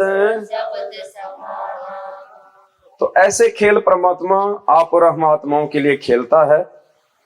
तो भाई हमने भी देखो अब इस कलयुग की पिछली पीढ़ी में अब कोई भी कसर, कोई भी कमी नहीं छोड़नी है। हमने तन मन धन से परमात्मा के साथ में चलने की पूरी कोशिश जो है कर देनी है अब। सतगुरु बिना सुरत नहीं पाटे, खेल मंडया है। सतगुरु के बिना सुरती यानी हमारा ध्यान लग ही नहीं सकता, हम समझ ही नहीं सकते, हम जान ही नहीं सकते अध्यात्म को, भक्ति मार्ग को, भगवान को। तो सतगुरु बिना सुरती नहीं पाटे यानी हमारी जो बुद्धि है वो नहीं खुल सकती, हमारी आत्मा ऊपर को चलने को तैयार नहीं हो सकती। सतगुरु बिना सुरत नहीं पाटे, खेल मंडया है सिर के। अब हमने सिरसाटे का जोर लगा देना है, सिरसाटे की भक्ति है और कछु नहीं, और सिर के साटे पाइए अवगत अलख। अब ये भक्ति रूपी खेल परमात्मा ने हमें दे दिया, हमारे को सेलेक्ट कर लिया एज ए खिलाड़ी, एज ए भगत। अब हमने इस खेल को सिरसाटे की यानी जोर लगा के पार करना है। अब की बार नहीं रह जाना यहाँ पे, क्योंकि गोल्डन चांस है। असंख्य कल्प युगों के बाद में परमात्मा ने बताया कि ये दाव लगता है इस कलयुग की पिछली पीढ़ी का। असंख्य कल्प युगों के बाद, क्योंकि ये जितने भी जोड़ जुगाड़ जो आज मिले हुए ना, ये नहीं मिलते। पिछली पीढ़ी और इसी समय वो भगवान आना और आप और हम उसके समकालीन, फिर हमारे को ये परमात्मा की ये शरण मिल जाना। क्योंकि लोगों को तो ज्ञान ही अच्छा नहीं लगता गुरु जी का, कांटे से चुभते, गालियां निकालते हैं। और उन अरबों खरबों में से आप और हमारे को ये मीठे वचन अच्छे लगे और हम उनके शरण में आ गए। और शरण में आने के बाद भी परमात्मा ने साध संगति से जोड़ दिया, वरना काल देखो कैसे राजनीति में उनको डुबकी मरा रहा है, गर्दन पकड़ पकड़ के, भगत होने के बाद भी कैसे रोडों पे उनसे रैलियां निकलवा रहा है। ये परमात्मा ऐसे थोड़ी मिलेगा रोडों पे रैलियां निकालने से। ये तो जगत वालों के काम होते हैं, जिनके पास में ज्ञान नहीं होता, जिनके कोई मर्यादा नहीं, कोई नियम नहीं, वो खाते धक्के, मिट्टी वो फाकते रोडों पे। परमात्मा मिल गया, नाम मिल गया, ज्ञान मिल गया, धंधा करो, अपनी भक्ति करो बैठ के, ड्रामे करने की जरूरत क्या है। लेकिन उनको दुनिया जोड़नी है, उनको अपना धंधा करना है, भक्ति नहीं करनी। फिर सात संगति से जोड़ दिया भगवान ने हमारे को, और सात संगति से जुड़ने के बाद में मर्यादा में रह के कैसे हम आगे झटके इधर भी आएंगे, आते रहेंगे, आए भी हैं। क्योंकि जो सत का मार्ग होता है ना, काल उसी के पीछे लगता है ज्यादा। और सात संगतियों का ये इतिहास रहा है, हर 2 साल में एक झटका तो काल मारता ही मारता है।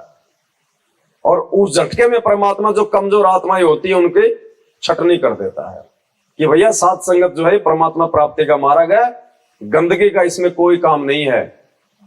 गाड़ी के कार्बोरेटर में कचरा आ जाता तो फिर क्या करते हैं अपन, रेस मारते ना खींच खींच के, ताकि वो प्रेशर से वो कचरा। तो परमात्मा जो है, इस हमारे गुरुदेव भगवान ने काल को इस समय वो खुला छोड़ रखा है, हमें पूरा ज्ञान दे दिया, रास्ता बता दिया, भक्ति मर्यादा बता दी, सावधानी बता दी। और काल को परमात्मा ने खुला छोड़ दिया कि चोट मार ढंग से, गरीब कच्चा हीरा किरच हो नहीं सहे घनमार, और ऐसा ये मन हो रहा लेखा ले। और परमात्मा कहते हैं जलाऊं भी, तपाऊं भी, और चिमटे से खाल उतारूं, फिर भी जो ले नाम हमारा उसको पार। तो चिमटे से खाल आप और हमारी उतारी जा रही है, मैनेजमेंट वालों की नहीं उतारी जा रही। धक्के आप और हमें लगाए जा रहे हैं, द्वार धनी के पड़ा रहे और धक्के धनी के, सो काल जग जोर ही पर द्वार छोड़ना। तो काल कहां पे आके हमारे को जो है वो कर रहा है, काल मैनेजमेंट के माध्यम से हमारे को दुखी कर रहा है। और परमात्मा हमारी परीक्षा ले रहा है कि देखता हूं जरा इन बातों से दुखी होके ये मेरे से दूर होता है या इसके मन में कोई दोष आता है। कि छोड़ो रे यार भक्ति, जब गुरु जी का परिवार ही भक्ति नहीं करने दे रहा तो क्या रखा, फिर छोड़ो। 8 साल हो गए गुरु जी को, अभी तक तो जेल से आए नहीं, छोड़ो क्या रखा भक्ति में। ये चोट परमात्मा मारेगा, ये धक्के परमात्मा मारेगा। अरे माँ का भाई जब उसको लेने आ जाता है तो बड़ा बच्चा तो समझदार होता है, वो तो ज्यादा जो है उसके साथ में जाने की जिद नहीं करता। लेकिन जो 2-3 साल का बच्चा होता है ना, उसको पता चल जाता है कि ये क्यों आया है। और ये सुबह माँ को लेके, और रात को सोता भी नहीं है, सुबह 4 बजे उठ के खड़ा हो जाएगा, जबकि और दिनों 7 बजे पहले खड़ा नहीं होता। 4 बजे खड़ा हो जाएगा कि हाँ कब निकलेंगे, और माँ भी समझ जाती है कि आज तो जल्दी खड़ा हो गया, नाटक करेगा। फिर जैसे उनके जाने का समय होता है तो पहले तो उस बच्चे को मतलब चमका देने का प्रयास करेंगे, अरे तू उसको थोड़ा उधर ले जा, तो इसको दुकान पे ले जा, इसको मिठाई दिला के ले आ, लेकिन वो नहीं जाता उस दिन। कहने का मतलब वो बच्चे हम हैं, वो बच्चे हम हैं, और वो मामा हमारा परमात्मा है जो लेने के लिए आया है। अब हमने इतना सावधान रहना कि ये मामा माँ को लेके चुपचाप ना निकल जाए, कि अब के बार ये गुरुजी हमारे हाथ से ना निकल जाए चुपचाप। इतना जागरूक रहना है। वो माँ कौन काल, वो लालच देगी, ले बेटा 2 रुपए, आई मैं शाम को आ जाऊंगी, ले बेटा दुकान से तुम मिठाई ले आ। वो उसको लालच देगी, उसको वही छोड़ने का प्रयास करेगी। काल हमें लालच देगा, हमारा धंधा बहुत अच्छा चला देगा नाम दीक्षा लेने के बाद में, यार दोस्त हो जाएंगे, हमारे रिश्तेदारों में हमारी इज्जत हो जाएगी, फुला देगा हमारे को, कोऑर्डिनेटर बना देगा, स्टेट कोऑर्डिनेटर बना देगा, आश्रम का संचालक बना देगा, 20 भगत 100 भगत जी, बस वो भगत तो इतना झुकेगा और वो तो हमने इस प्रकार से इस समय जागरूक रहना है, किसी लालच लोभ में नहीं फंसना, किसी स्वार्थ में नहीं फंसना। परमात्मा ने साथ साथ हमारे को और भी एग्जाम्पल दिए फिर कि साईं इतना दीजिए जिसमें कुटुंब समाओ, और हम भी भूखा ना रहे साधु न भूखा। और मालिक कहते हैं जिस आत्मा को मैंने पार करना होगा इस कलयुग की बिचली पीढ़ी में, तो परमात्मा कहते हैं दानी को नहीं दे तू ना राखूं वर्ष करोड़, ये माया है सोम की बंदी सोमगल। तो किसी ने कहा कि परमात्मा दान करने वाले को यदि आप धन नहीं दोगे तो क्या दोगे? हम तो ये सोच के दान करते हैं कि हमारे को धन मिलेगा। तो मालिक कहते हैं दानी को तो देत हूं मैं ज्ञान ध्यान विश्वास, भक्ति गरीबी बंदगी जो निपजे निज। भक्ति के श्रृंगार वो गुण देगा परमात्मा हमारे को। माया तो हमारी शत्रु है, तो बांध के रखती है हमारे को। तो जिस आत्मा को परमात्मा ने यहां से पार करना होगा, इस माया रूपी इस गंदगी से परमात्मा हमेशा उसको दूर ही रखेगा, और जितनी आवश्यकता है उसके लिए परमात्मा कभी किसी के आगे हाथ फैलाने नहीं देगा। हमने भी उसी में संतुष्ट रहना चाहिए। और फिर देखना, फिर परमात्मा कहते हैं चार मुक्ति जहां चंपी करती माया होरी दासी, दास गरीब अभय पद पर से वो मिले राम। फिर वहां पे यहाँ की 4 मुक्तियां जो ब्रह्मा विष्णु महेश के पास में कहते हैं, वहां तो तुम देखोगी भी नहीं, इतने ठाट बाट है वहां पे। सतगुरु परम पदार्थ पूरा, और सतगुरु बिना न बाजे। सतगुरु परम पदार्थ पूरा, यानी सतगुरु से बढ़ के सुखदाई और कोई भी, और सतगुरु बिना न बाजे, यानी जो भक्ति का जो बिगुल है वो सतगुरु के बिना नहीं बच सकता, यानी हमारी आंखें नहीं खुल सकती बिना सतगुरुदेव भगवान के। सतगुरु आवा दान कर देवे, और सतगुरु राम रसायन। सतगुरु ही एक वो परम शक्ति है जो हमारे आने जाने जन्म मरण के चक्र को मिटा सकती है। सतगुरु आवा दान कर देवे, और सतगुरु राम रसायन। अब राम रसायन क्या बताया परमात्मा ने?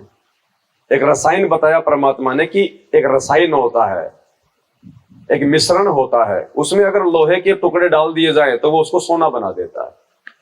इसी प्रकार सतगुरु राम रसायन, ये जो नाम है परमात्मा का, जो गुरुदेव भगवान ने हमें दिया, ये रसायन है, ये राम रसायन है। ये राम रसायन देके परमात्मा हम कौओं को हंस बना देता है। सतगुरु आवा दान कर देवे, सतगुरु राम रसायन। और परमात्मा कहते हैं कि मौत निशानी नींद की, उठ कबीरा जाग, और सब रसायन छोड़ के एक राम रसायन चाख। परमात्मा कहते हैं कि भैया अब तू ये ज्ञान लेने के बाद में गफलत में मत सो, अब तू आलस से मत कर, परमात्मा से दूरी ना बना, विमुख ना हो, मर्यादाओं को छोटा ना समझ। ये राम रसायन दे दिया परमात्मा ने, हमने अब अपने आप को इस रसायन में डुबो डुबो के सोना बनाना है, हंस बनाना है। बगुले से हंस होके फिर हम सतलोक में जा पाएंगे।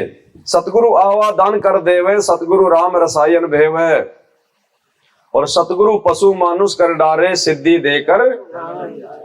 सतगुरु ही हमारे को पशु तुल्य जीवन से देवता तुल्य बनाता है। यानी नाम दीक्षा लेने से पहले जो भी कर्म हम कर रहे थे वो पशु तुल्य कर्म ही थे। हमेशा माया के नशे में, पैसा ही पैसा, पैसा ही पैसा, खुद पूरा भागदौड़, बच्चों को पढ़ाना लिखाना वो भी हमारा एक ही मकसद था, बड़ा होकर नौकरी लग जाए, कोई अधिकारी बन जाए, दुनिया को लूटे खसोटे। 20 लाख रुपए बर्बाद किए तो कम से कम 40 लाख रुपए तो मुझे भी दे कमा के, बड़ी गाड़ी हो, बड़ी कोठी हो, यही मकसद होता है सबका बिना ज्ञान के। आज भगत भाई बहनों का भी 90% का यही मकसद है, अपने बच्चों को जो है वो पढ़ाने के पीछे। जगत की तो बात ही छोड़ दो आप। भक्तों के बच्चे देखे हमने, बड़ी बड़ी प्राइवेट स्कूलों में जाएंगे, बता क्यों पैसा बर्बाद कर रहा है, और खुद फिर वो जो है बैल की तरह, और कोई गारंटी नहीं कि वो नौकरी लगेगा, और नौकरी लगने का समय आएगा, गारंटेड बात है। जिस समय हमारे बच्चों का नौकरी लगने का समय आएगा, जो अपने बच्चों को नौकरी के लिए पढ़ा रहे हैं, उस समय परमात्मा धरती से नौकरियां समाप्त कर देगा। नौकरियां समाप्त है, परमात्मा देखेगा डिग्री, बेटा नाम कौन सा मिला हुआ है, मर्यादा में कितना है, तू इस सेवा के लायक है कि नहीं है। ऐसे नौकरी मिलेगी। BA के सर्टिफिकेट दे के नौकरियां नहीं मिलेगी। BA के सर्टिफिकेट ले लेके ये दुनिया को लूट रहे, जो है खसोट रहे। ये पुलिस में भर्ती होने के लिए कितने लाख रुपए देने पड़ते हैं हम सब जानते हैं। और फिर क्या करेगा सारा दिन, वो कर्म फोड़ेगा अपने, किसी से 50 लूटेगा, किसी से 100 लूटेगा, किसी की हाई लेगा तो किसी की बद्दुआ लेगा, उल्टे पाप कमाएगा। सतगुरु पशु मानुष कर डारे सिद्धि देकर। अब एक समय तो ऐसा था कि हम नौकरी के लिए, और आज वो स्थिति आ गई परमात्मा के ज्ञान से कि इंद्र दा राज कागदा। बताओ क्या करेंगे नौकरियों को, और फिर हम अपने बच्चों को नौकरी के लिए पढ़ा रहे हैं। हम खुद तो ये वाणी गा रहे हैं, इंद्र दा राज, इंद्र से बड़ी कोई है क्या, कोई पद पोस्ट है क्या यहाँ पे। गुरुजी कह रहे हैं वो भी तेरे लिए काक की बीट के समान है। और दूसरा फिर परमात्मा ने क्या बताया, यहाँ का कोई सरपंच, कोई मंत्री पद, ये तो तुमने सपन में भी नहीं सोचना। फिर कौन सी नौकरी के लिए पढ़ा रहे हैं बच्चों को, चपड़ासी बनाने के लिए, लोगों के जो है मतलब वो बर्तन साफ करने के लिए। तो मालिक ने बताया कि सबसे जो पहली शिक्षा है वो आध्यात्मिक शिक्षा है। अक्षर ज्ञान बच्चों को करवा दो, 10वीं 12वीं करवा दो, इससे ज्यादा तुम उनके ठेकेदार ना बनो, बस इससे ज्यादा नहीं। उससे ऊपर तो फिर बेवकूफी है। गरीब ब्रह्म बिनानी होत है सतगुरु शरणालीन, और सुबर सोई जानिए सब सेती। संत गरीबदास जी ने कहा कि जो सतगुरु की शरण में आ जाता है वह ब्रह्म अर्थात परमात्मा जैसे गुण युक्त हो जाता है। परंतु सुबर यानी अच्छी भक्ति से भरपूर आत्मा वही है जो अहंकार नहीं करता, अर्थात सबके साथ आधीनी भाव से सुबर सोई जानिए, यानी उस आत्मा में भी भक्ति करने वाले उस भगत में भी सुबर यानी बहुत अच्छी आत्मा वो है जो सबसे आधीन, जिसमें अहंकार नहीं है, जो आधीनी भाव से रहता है। तो हमने खाली एक भगत ही नहीं बनना, हमने तो सुबर वाली स्थिति धारण करनी है। भगत में भी तो होती है ना क्वांट, जैसे स्कूल में कोई फर्स्ट आया, सेकंड आया, फिर मेरिट आया, तो हमने तो मेरिट में आना है इस भक्ति मार्ग में, परमात्मा की नियम मर्यादाओं में रह के। सतगुरु रामपाल जी भगवान की सतगुरु जो चावे सो कर ही, और 14 कोटि दूत यम डर ही, भूत भूत जम त्रास निवारे चित्रगुप्त के। यानी सतगुरु देव जी कुछ भी कर सकते हैं अपनी आत्मा के लिए, अपने भगत के लिए।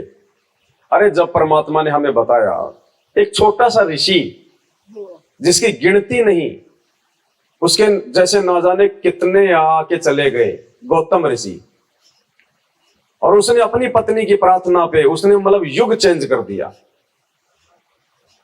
जब इंद्र ने आके उसके साथ में मुंह काला किया, गौतम ऋषि का रूप बना के अहिल्या के साथ में, तो वो तो बेचारी उसको तक भाई उसका तो दोष ही क्या था। लेकिन अब वो भगत जरूर था गौतम, लेकिन वो कालका था, इसलिए उसके अंदर जो है वो धैर्य नहीं था, और उसने तुरंत जो है इंद्र के साथ में अपनी पत्नी को देख के उसको श्राप दे दिया उन दोनों को कि तू पत्थर की होगी। बाद में उसने बताया, महाराज मेरी क्या गलती बताओ, ये दुष्ट आपका रूप बना के आया था, तो मैंने तो आप समझ के जो है समर्पण कर दिया, मेरी क्या गलती। तो बाद में उसने देखा भाई बात तो सही है, तो बोले महाराज फिर मेरे को श्राप क्यों दिया। बोले भाई अब तो निकल गया मेरे मुंह से। इसलिए परमात्मा कहते हैं तीर कमान से और शब्द जबान से सोच समझ के निकालना चाहिए, एक बार निकल गया वापस नहीं। हम भक्तों को परमात्मा समझाते हैं, वो ज्यादा प्रार्थना करने लगी कि स्वामी दया करो दया करो। तो उसने कहा कि मैं श्राप तो वापस नहीं ले सकता, पत्थर की तो तुझे होना ही पड़ेगा। फिर उसने कहा था कि बोले महाराज मेरा उद्धार कब होगा? बोले भाई त्रेता युग में भगवान विष्णु रामचंद्र रूप धारण करके आएगा और उस समय उनको वनवास मिलेगा और उस समय तेरा उद्धार। तो उसने देखा कि सबसे पहले तो सतयुग आएगा, पहला युग, फिर दूसरा युग आएगा द्वापर युग, फिर तीसरा युग आएगा त्रेता युग। ये भगवान ये तो बहुत लंबा। बार बार प्रार्थना करने लगी। तो फिर उसने बोला ठीक है, उसने अपने तपोबल से अपनी जो है भक्ति कमाई से उसने कहा कि ठीक है, मतलब द्वापर से पहले जो है वो त्रेता आ जाएगा। तो उसने एक युग चेंज कर दिया गौतम ऋषि ने। सतयुग के बाद में द्वापर आना था, लेकिन उसने त्रेता ले आया। एक छोटा सा ऋषि काललोक का जिसने युग चेंज कर दिया। और हमें जिस संत की शरण मिली हुई है वे कौन है?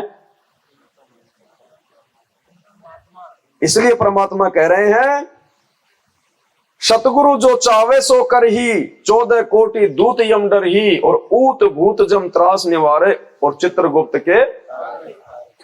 यानी वो गौतम ऋषि हमारे गुरु जी के आगे तो ऊंट के मुंह में जीरे के बराबर भी नहीं है, मिट्टी का एक कण दिखाई भी नहीं दे। तो ये परमात्मा क्या नहीं कर सकता? यदि हम इसके अनुसार चलेंगे तो, इसके भक्ति मर्यादा में रहेंगे तो फिर अनहोनी करेगा परमात्मा और उसी समय दुनिया को मालूम चलेगा कि ये कौन शक्ति है। परमात्मा ने प्रहलाद के लिए अनहोनी की कि नहीं की? तो भगवान की महिमा हुई कि नहीं हुई? उस भगत की महिमा हुई कि नहीं हुई? परमात्मा ने मीराबाई के लिए अनहोनी की कि नहीं की? दोनों की महिमा हुई ना।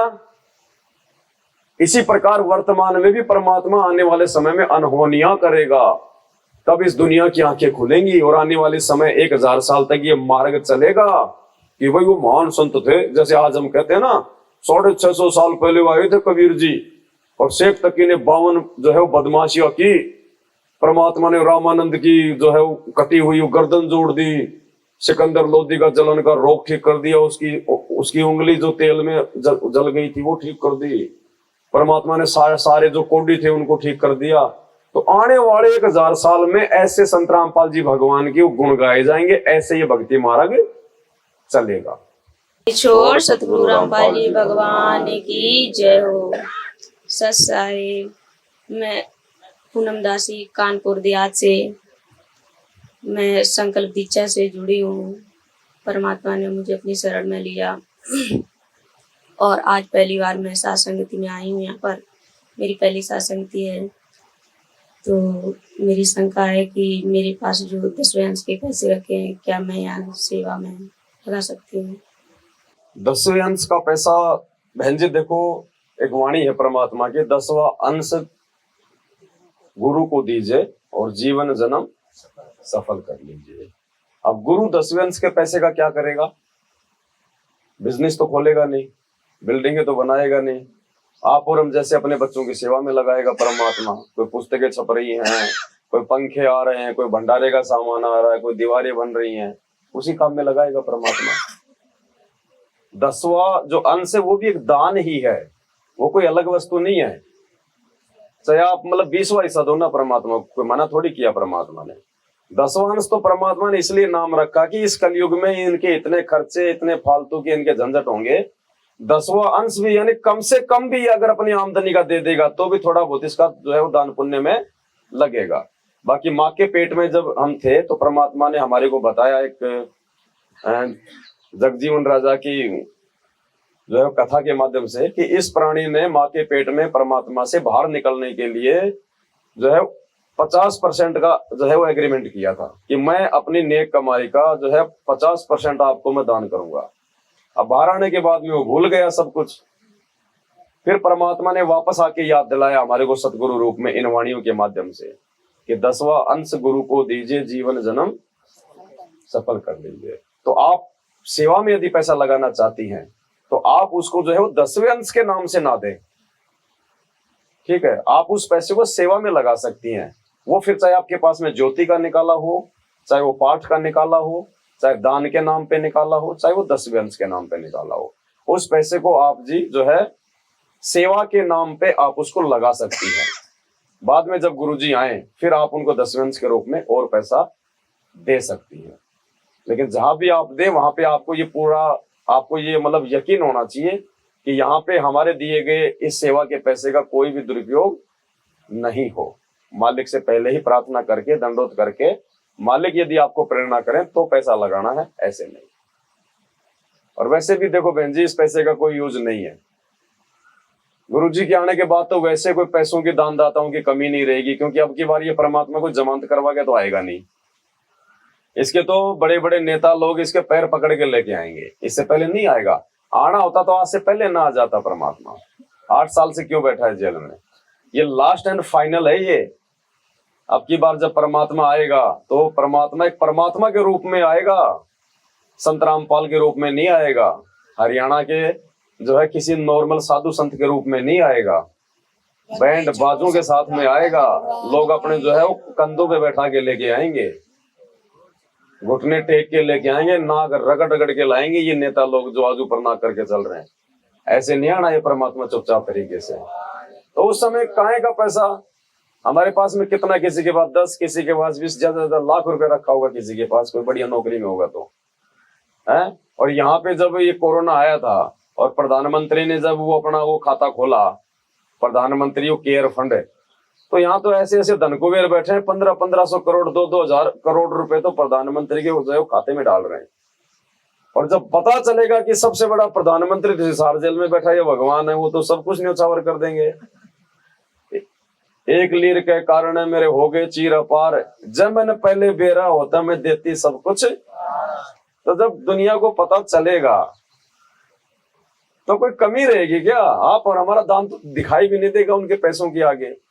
तो जो पैसा वर्तमान में है वो पैसा आज यूज में आ गया तो आ गया, कल को वो कागज के टुकड़े परमात्मा के यूज में नहीं आने।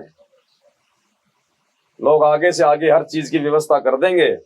आज फालतू के अपना समय और पैसा बर्बाद करने के लिए बड़े बड़े करोड़ों के स्टेडियम बना रखे हैं। आने वाले समय में खाली उनको खाली वो टहनी तो डालनी है, वो आश्रम बन जाएंगे। आगे से आगे लोग खड़े रहेंगे। विमान बनाने वाली कंपनियां, गाड़ियां बनाने वाली कंपनियां, यूं आगे गुरुजी इसमें पैर रखो, गुरुजी इसमें पैर रखो। हमारा वो 1000 रुपया दिखाई नहीं देगा। उसकी उपयोगिता आज है वर्तमान में, क्योंकि आने वाले समय में संघर्ष और सेवा हम भक्तों को नहीं मिलेगी। अगर संघर्ष है तो आज है, क्योंकि आज हमने ज्ञान को जो है आगे पहुंचाना है, भाई बहनों को जो है हमने समझाना है, हमने खुद भी समझना है। भक्ति करने के लिए हमारे को समाज से भी संघर्ष है, अपने आप से भी हमारे को संघर्ष करना, अपने विकारों से। और कल को जब लोगों को पता चल जाएगा इस विनाशकारी समय के बाद, पहले तो बहुत भयंकर परिस्थितियां पैदा होंगी। ऐसी आत्माएं जिनको भक्ति भगवान से मतलब ही नहीं, उनका तो सत्यानाश हो लेगा।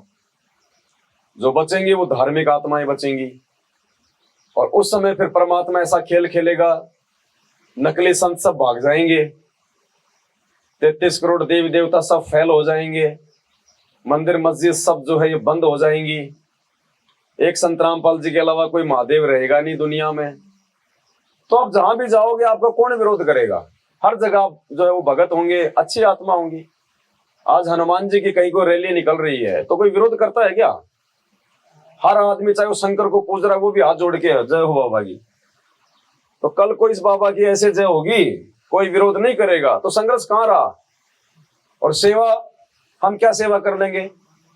भले आप चाहे एक गिलास मांझो, लेकिन मांझो यहाँ आके, जरूर सेवा करो। थाली उठानी तो उठाओ, उठवाओ मत, उठाओ भी। चाहे गिलास, चाहे भगत को चाहे एक गिलास, चाहे आप जी पानी पिला दो, आपकी सेवा बन गई, वो लिखा गया आपका। तो आने वाले समय में ना तो सेवा मिलेगी। आज सेवादार कहाँ है? सेवादार जाके देखने तो गुरुद्वारों में जाके देखो, बड़े बड़े आईजी डीआईजी जिनको लोग सलूट मारते हैं, वहां 2 कोड़ी के आदमियों के जूते अपने रुमाल से साफ करते हैं। वो जब उनको कल को पता चलेगा ये भगवान है धरती पे, वो है सेवादार, वो नंबर आने देंगे क्या? तिनका उठाने की सेवा नहीं मिलेगी। तो संघर्ष और सेवा जब तक गुरुजी जेल से बाहर नहीं आ जाते तब तक है। बाकी उन कागज के नोटों को अपने घर में माला माला बना के और अपने गले में डाल लेना, कोई काम नहीं होंगे। ये मोदी पता नहीं उनको कब बंद कर दे, बदलाते रह जाओगे। 2000 का नोट जो है 1500 में फेंकोगे फिर। संतों की महिमा अपरम पार, पूर्ण ब्रह्म मिले करतार। संतों की महिमा अपरम पार, पूर्ण ब्रह्म मिले करतार। आज मारे आए संत सुजान, तन मन धन वारूंगी प्राण। आज मारे आए संत सुजान, तन मन धन वारूंगी प्राण। चरण कमल रज डारूं शीस, मानो आप मिले जगदीश। चरण कमल रज डारो शीस, मानो आप मिले जगदीश। संतों की महिमा कही न जाए, 68 तीर्थ संतों की महिमा कही न जाए, 68 तीर्थ संतों की महिमा अपरम पार, पूर्ण ब्रह्म मिले करतार। संतों की महिमा अपरम पार, पूर्ण ब्रह्म मिले करतार। संतों की महिमा अगम अगाध, नारद से उदरे प्रहलाद। संतों की महिमा अगम अगाध, नारद से ध्रुव बेटे नारद निर्वाण। अमरापुरी पर रचे विमान, ध्रुव बेटे नारद अमरापुरी पर रचे विमान। संतों की महिमा अगम अगाध, बूढ़ंत राखे गज गर आ। संतों की महिमा अगम बूढ़ंत राखे गज गर गाप। संतों की महिमा निश्चल थीर, द्रोत सुता के बढ़ गए जी। संतों की महिमा निश्चल थीर, द्रोत सुता के बढ़ गए जी। संतों की महिमा अधिक सुमेर, बिलनी के झूठे खाए बेर। संतों की महिमा अधिक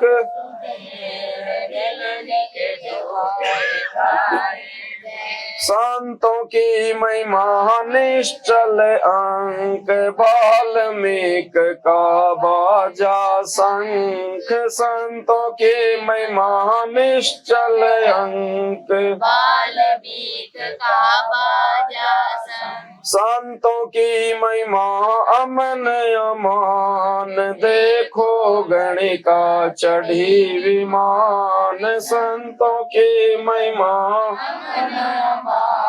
देखो गणिका चढ़ी विमान। संतों की महिमा पद गर गाप, त्रिलोचन कह परतिया आप। संतों की महिमा पद गर गाप, त्रिलोचन कह परतिया आप। पुंडरपुरी नामा परवान, देवल फेर छिवा दई छान। पुंडरपुर देवल फेर छिवा दई छान। काशीपुरी कबीर कमाल, गैबी बाल दयाई रसाल। काशी कबीर कमाल, गह भी बालद आई रसाल दिया भंडारा जनर दास कनक कने पद दिया भंडारा जनर दास कनक जने पद संतों की महिमा कही न जाए पीपा कूद पड़े दरियाए संतों की महिमा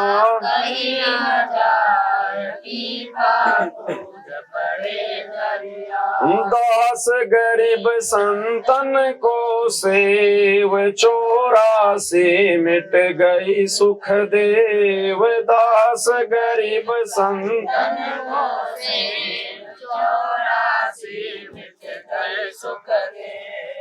संतों की महिमा।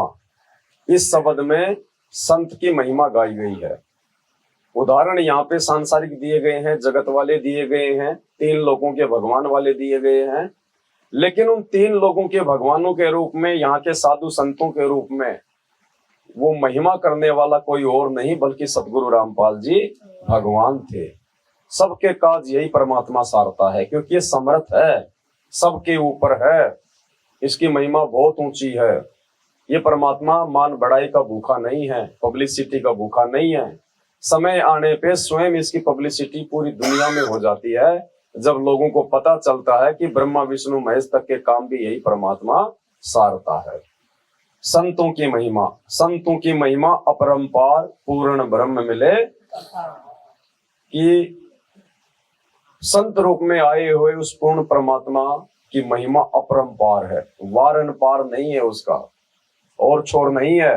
और पूर्ण ब्रह्म मिले करतार, पूर्ण ब्रह्म के रूप में, उस करतार के रूप में, कर्ता धर्ता के रूप में स्वयं वो परमात्मा ही हमें सतगुरु के रूप में आके मिलते हैं। आज हमारा आए संत सुजान तन मन धन वारूंगी।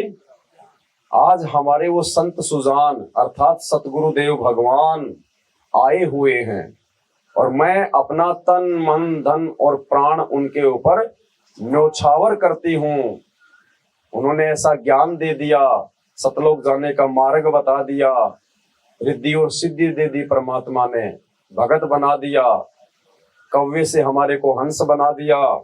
आज हमारे आए संत सुजान, यानी जिस दिन हम सतगुरु से नाम दीक्षा ले लेते हैं, हम घर लेट पूजते हैं, उससे पहले परमात्मा स्वयं आके हमारे घर पे विराजमान हो जाते हैं।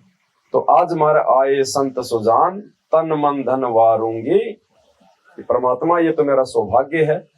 अब चाहे घर छूटे, चाहे जग रूठे, चाहे कुछ भी हो, चाहे सब कुछ मुझे अपना न्योछावर करना पड़े, क्योंकि हमारा कुछ है ही नहीं। ये सब कुछ उस दीनदयाल का है, परमात्मा का है, गुरुदेव भगवान का है, और हमने तो उनकी वस्तु केवल उन्हीं को समर्पित करनी है। और उसमें भी परमात्मा केवल हमारे भाव चाहेगा। स्थूल वस्तुओं का भूखा नहीं है परमात्मा। परमात्मा कहते हैं साधु भूखा भाव का, धन का भूखा नहीं। और जो कोई धन का भूखा वो साधु भी नहीं। परमात्मा हमारे भाव देखेगा। चरण कमल रज डारूं शीस मानो आप मिले, ये भाव होने चाहिए हमारे, कि मुझे तो गुरुदेव भगवान के रूप में जगदीश मिल गए, सारे संसार के ईश मिल गए। चरण कमल रज डारूं शीस, उनके चरण कमल में सब कुछ न्योछावर कर दूं। परमात्मा के जो चरणों की धूल है उसको मैं अपने माथे पे लगाऊं, यानी मैं उनको इतना स्थान दूं, अति पूजनीय रूप में रखूं मैं अपने गुरुदेव भगवान को।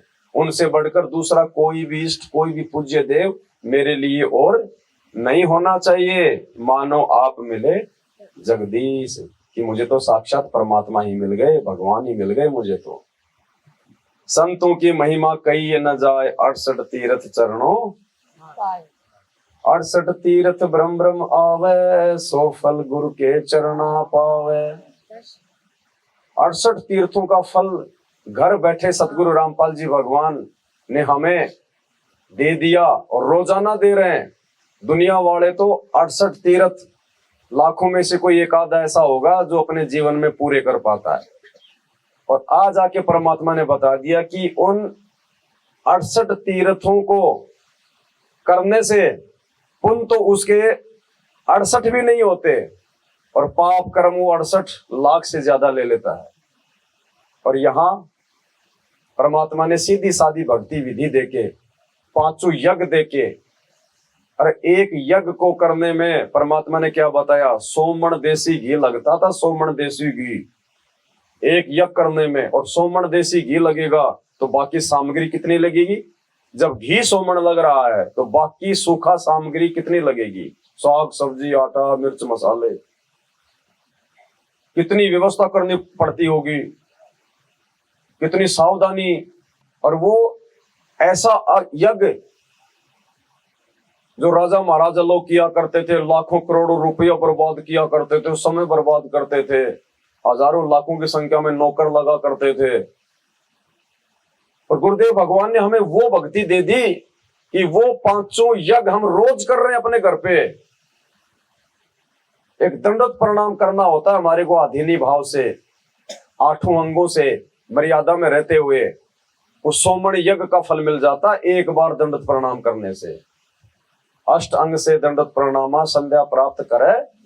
परमात्मा कहते हैं 24 घंटे लेटने की जरूरत नहीं है, दिखावे की जरूरत नहीं है। परमात्मा के मार्ग में ढंग से, सही विधि से, आदिनी भाव से और मर्यादा में रह के अगर तुम सुबह शाम 2 बार भी दंडवत अपने गुरुदेव को कर लोगे तो परमात्मा उसी में प्रसन्न है।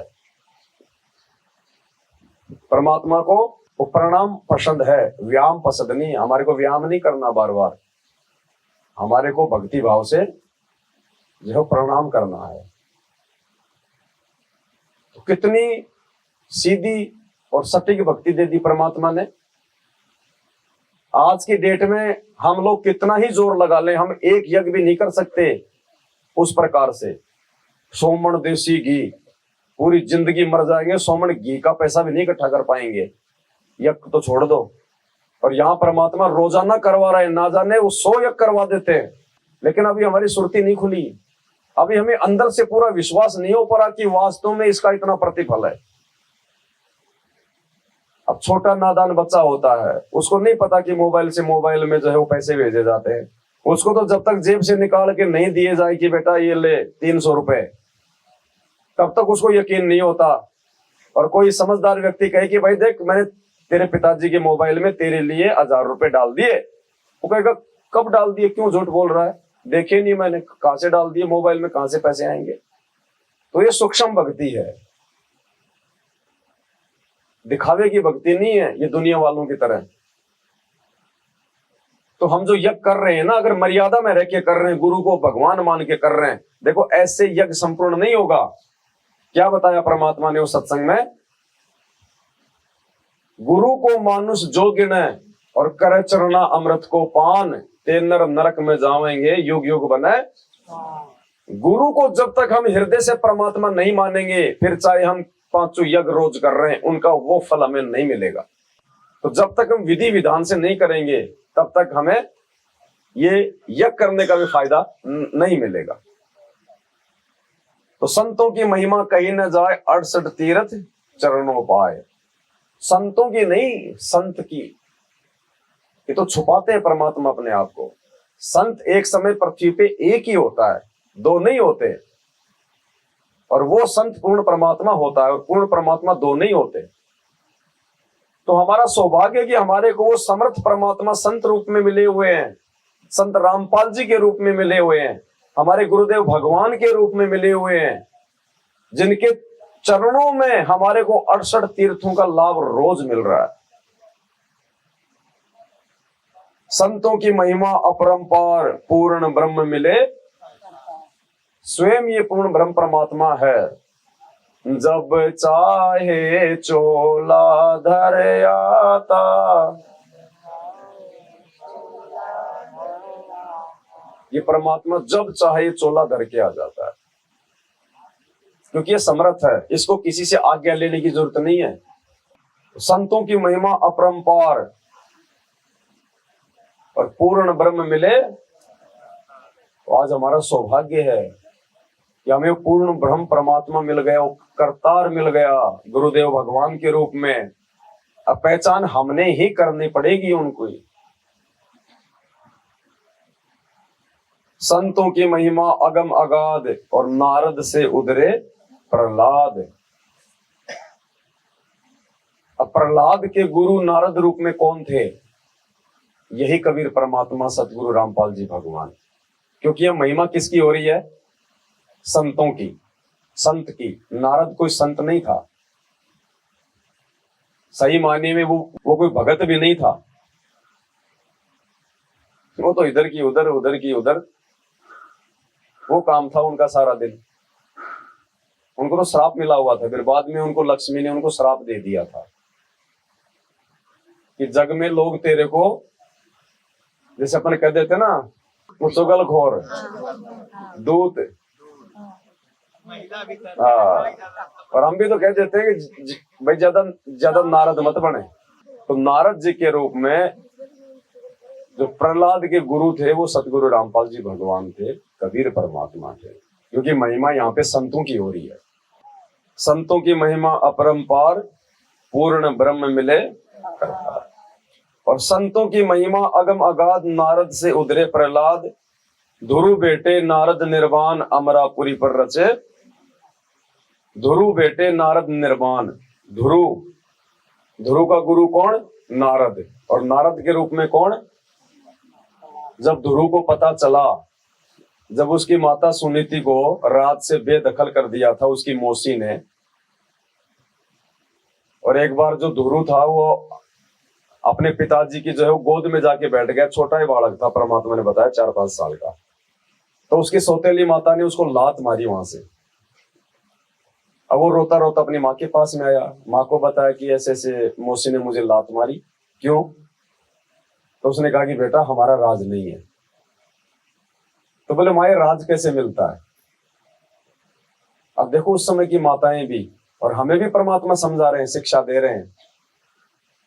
उसने कहा कि माता राज कैसे मिलता है? बोला बेटा भगवान की भक्ति से। राज यानी संपत्ति, पैसा, धन, दौलत, ऐशो आराम। और आज कोई पूछे किसी से, माता पिता से, तो माता पिता क्या कहेंगे? तो बेटा तू पुलिस में लग जा, फिर दुनिया लूटना, बढ़िया मकान बना लेना, रिश्वत लेना। कहता है कोई माए बाप, लाखों में कोई एक ऐसे माता पिता होंगे जो अपने बच्चे को नौकरी लगने के बाद कहेंगे कि बेटा हमारा मुंह काला मत कर देना, किसी से 2 रुपए आराम के मत लेना। 99% की ये उम्मीद रहती है कि जहां से भी लाए बस पैसा लाए। इसीलिए आज उस माता का नाम है, मेरी सुनीति जैसी मात नहीं।